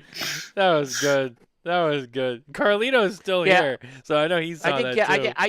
I think like Jay should write a book of like Jose Blanco isms, and just like do a book on him. Because he's got I remember I was in one of the Fuente rooms, and it's the one where it's like the explorers are in there. I think I sent a picture to Jay, and he's like, "Yeah, Jose knows all those people." He's like, "Those are his friends." He knows Columbus and his friends. He's like, Did Jose Blanco also sail the ocean blue in 1492? well, when Jose Blanco had a shot, I mean, he had a choice between the Nina Pinta and Santa Maria, and lucky he picked the Santa Maria. Because the Nina Pinta sank, right? Jose Blanco is so old that he was there when Squanto came out and got the what do they call them? The Pilgrims and the natives together. If I can have half the energy that Jose has when I reach that age, I think I've done pretty well. Yeah. So. Yeah. Isn't Jose Blanco the guy that jumped out of the airplane with a bag of money back in the day and disappeared? Oh, this is bad. This is getting bad now. Oh, I'm sorry, Jose. Yeah, I was gonna say we should probably quit while we're ahead. I know, Jose. Look, people make comments. I am not responsible for this. Yeah, me either. I mean, people comment. They comment. I mean, shit. Oh man, he's not even here to defend himself. This is getting too much. And Carlito's here. He's going to tell him all about it. Oh, Jose, they were talking about you on the show. They were talking about you. I know. I'm not responsible, Carlito. Yeah, Carlito, don't say anything. Like, Jose, Matt's paying you back for calling him fat. That's true. I like that. That's my alibi. Remember when you called me fat in the airport in front of all those strangers? Like, yeah, this is my payback. And he hit you up for a cigar. And he hit you up for a cigar. Yeah. He calls me fat in the middle. I haven't seen him in over a year. And the second, oh, Matthew, how are you? And then the next thing he says is he insults me and he says I put on some pounds. And then after that, hey, you got a cigar? And I look at my because the cigars were all in the check bags. That's why all the cigars were in the check bag. That's when you know you command an obscene amount of respect, when you can insult somebody and ask them for a cigar and they give you one. Yeah, I gave him a Tatuaje. Doesn't say any more about your persona than right there. I'm sitting there in the middle of McCarran. I got my bags open. I got 3 travel humidors full of stuff. And I go, what do you want? And he's like, well, something small ring gauge. I go, okay. I go, you want this? No. And I was like, you want this? And he's like, no. I go, I got this Tatuaje. Oh, yeah, I'll take that. And I'm like, okay. And then in like 2 hours later, I see Pete Johnson at the Circle Bar. And he goes, hey, by the way, thanks for giving Jose Blanco Tatuaje. And I'm like, I mean, yeah, no problem. He called me fat first, and then he gave it to him. And Pete's like, what? And I'm like, yeah, he called me fat. And he's like, you got a cigar? Yeah, Pete's like, well, you are putting on pounds, bro. So yeah. Did I ever tell you the Jose Blanco story at Hoya de Nicaragua when I first met him? No. So we were on Drew Estate Cigar Safari. This is about 10 years ago, and we had just done. We just did something at Hoya de Nicaragua, and he was coming back to Drew Estate with us to do his blending seminar. And I guess we're all walking, and people lighting up cigars, and Jose is like getting all upset that everyone. He's like, "Don't smoke! Don't smoke!" He's telling everyone, "Don't smoke! You need to have a clean palate. Don't smoke." Oh, I remember this story. I turned to Jose and I said, "You're telling us not to smoke?" He's like, "Coop." He goes, "Just until after my seminar, then you can smoke your fucking head off after that." He's like, "I want everyone to clean palate." But it's funny hearing Jose tell people not to smoke. Don't smoke. Like, well, he had to shine. He doesn't want to. And I followed orders. I didn't smoke. I did. But well, you would have been reprimanded if you did. So I had just met. This is the first time I had met him a couple of times. This is the first time I really kind of spent time with him.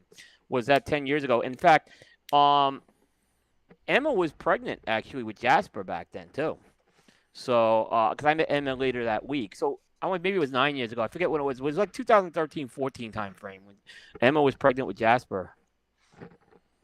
You know, is this like who can come up with the best like Jose Blanco joke thing? Like now this is taking off. Now like everyone's chiming in. We got Charles Joseph. Isn't Jose Blanco the guy who painted the risen? I'm actually starting to feel sorry for the guy because he's not here to defend I himself. know, like this is like a couple of jabs amongst friends. Now you get the audience.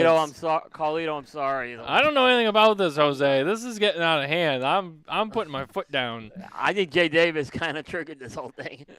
Carlito's probably calling him up right now. It's like, Jose, you got to see what Matt's saying about you on his show. I'm not saying anything. Like people are putting their comments. I'm gonna get blamed. I'm gonna get the call tomorrow morning.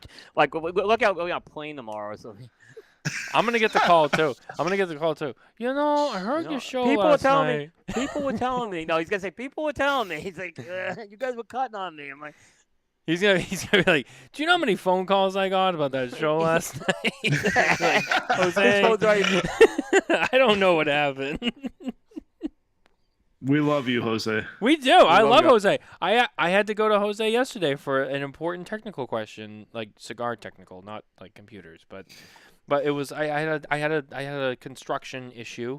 And I went to Jose and I asked him, and he gave me a great response. And those are the things I love about Jose is I can ask him any question. I don't think he's ever been like, oh, I don't know. He always knows. Yeah, I remember. I actually before I spent time on George State, I had sent him a Twitter message on a question about a La Aurora cigar, and he gave me like this great explanation of it. I just remember that it was the old 1495. And I was reviewing it, and I had some questions on what this cigar was all about. I couldn't really get accurate blending, and he was great. Like, he didn't know who I was at the time. And he was still at La Aurora when I sent him that message, I remember. Well, on a positive note, I mean, that's what is so great about Jose. I mean, there's a lot of great people. I mean, even Carlito, who's here, he knows a lot about stuff, but and I'm not saying he knows less than Jose, but Jose is, among those people who, I mean, he's the professor. Yeah, he's the professor. Yeah, he literally, and he's humble, and I respect that about him. But he really does know almost everything there is to know. I mean, well, he's a living legend in the industry for sure. Yeah, I mean, I could tell you when we went to those shops in Las Vegas. Listen, Jose, it was like royalty coming in there. I mean, because Jose didn't get the shops in Las Vegas all that often, so it was a big deal. And that was Jose's moment, and I was glad for him at that point. Yeah. Yeah, I mean, that's the thing. Jose knows how to dish it out too. So yes, like he gets the jokes, but he also, to be fair, Jose knows how to dish it out. So it's not like he gets beat up on. I mean, he gives it back. So in his absent defense, he can take it and he can give it back just as hard. But like Coop said, he's been around a long time, so he's kind of earned that right. Yep, absolutely. And he's always in learn mode. He'll tell you that too. Oh yeah. I mean, he'll tell you he's still learning stuff, but I mean, I don't know how much more he can learn. I mean, he already knows. Yeah. I don't know.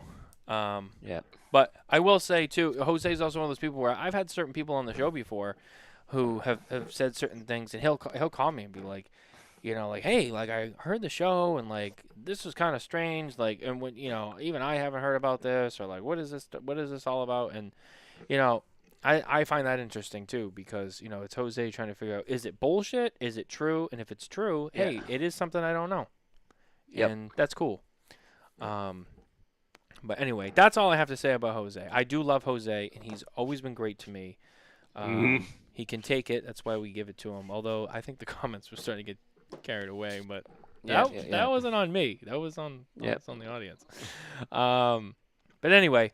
So, looking at the time, we're hitting the 3-hour mark. I think we're almost ready to wrap this up. I think so too. We talked about a lot tonight. This was good. This was really good. And it didn't get too off the rails. No, it didn't. It was pretty well contained for the most part. I don't think I have any other announcements to make. We got Michael Herklotz coming on next week. We're going to smoke the Ferio Tego Suma, which Mitchell now has in his possession up in Canada. I'm happy to say. Sorry, I'm reading. What did he just say? Carlito just said, whatever you guys do, don't say I've been watching the show. He's been trying to call me, but I try not to take his calls. Once a week on Sundays is more than Oh, man. Oh, man. Oh, man. Boom. Absolutely, I'm not saying a word. It's okay now because even Carlino took a shot at him. I love it. Oh man, that just got all of us out of jail because he's gonna forget all. I don't give a shit about you. He's gonna be like, Carlino, what the fuck? We're off the hook now. It's all on him. All we need is Jeremiah to show up and make a comment. We got the whole package. By the way, this week, Mirafel Richard review on Coop coming up. Okay. Yep, I'm really excited about that review. So Must be a good review if you're that excited. it did very well. Yeah, it did really well. So I'm excited about that. Yeah. I was working on the review last night. So yep. Anyway, I forgot what I was gonna say. Oh yes, I was gonna say this. So Mitchell being in Canada, I'm happy to say we've had our first successful direct shipment of cigars to Mitchell in Canada. Cost me $71, overnight international, global express guaranteed, with expedited customs and everything, and he got them. Weren't open. You should see my bills to Australia, but not overnight, and it's still more than that. So, I believe it. for Dave, That's a much further ride. There was one point during the pandemic that was $180 to make him a shipment, and then I have to limit what I send him because he gets taxed through customs on that. So, it's not the most effective, but now the prices have stabilized going back to Australia again. Yeah. Yeah. So I mean, he got them. No duty, no confiscation, no slice through the wrappers like last time. He's got them. So. Yep. It was a successful, it's aggravating that it has to be like that much of he got him. Like I can, oh Jesus. Yep. But he's got what he needs now, so he should be good to go for the next several weeks. Looking forward to that show. That Suma is a good cigar. Yeah, I cigar. know. It's gonna be interesting. I thought I smoked one already. I thought it had a great construction, great draw. I know Michael spent a lot of time on that, and it definitely shows. It's very well made. I thought it was a good cigar. The flavor for me, it was a little.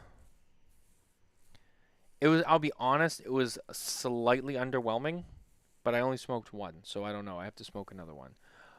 It was a little different than I expected it to be. I liked it, but I wouldn't judge anything from a show sample. So this was not a show sample. Okay. I will say that this was not a trade show sample. But having said that, I will have to try another one. Yeah, my first experience with it was a few weeks ago when we were in Cleveland, and he actually had an event there. So we actually drove an hour to go see him at his event. We walk, he's like, "What the hell are you guys doing here?" Oh yeah. I remember that. Yep. Yeah, no, I mean for me it was good. It started out pretty good, and then I don't know. There's the second half of it. It just kind of went flat on me, and like it just kind of stayed the same. But then again, I don't know. Like I said, I gotta smoke another one because you can't really judge something on one cigar. But overall, very well put together, and it was good. It was not bad by any means. I didn't have any issues with it. But it's my light assessment of it as of this point in time. Other than that, I don't really have any announcements to make. I think that's it. We really covered it. This was a long damn show. Yep. Alrighty. Well, I think that's gonna do it this week. Yep. Good show, guys. Thank you everyone for coming out and being here with us all night and listening along later on the downloads. Don't forget to like and subscribe everywhere you get your podcast from. Don't forget to visit smokingtobacco.com for the latest news, reviews, and updates in the cigar industry, as well as our 2023 PCA coverage brought to you by Drew Estate, the rebirth of cigars. Signing off from the Drew Estate Cigar Studios. We'll see you next time. Take care.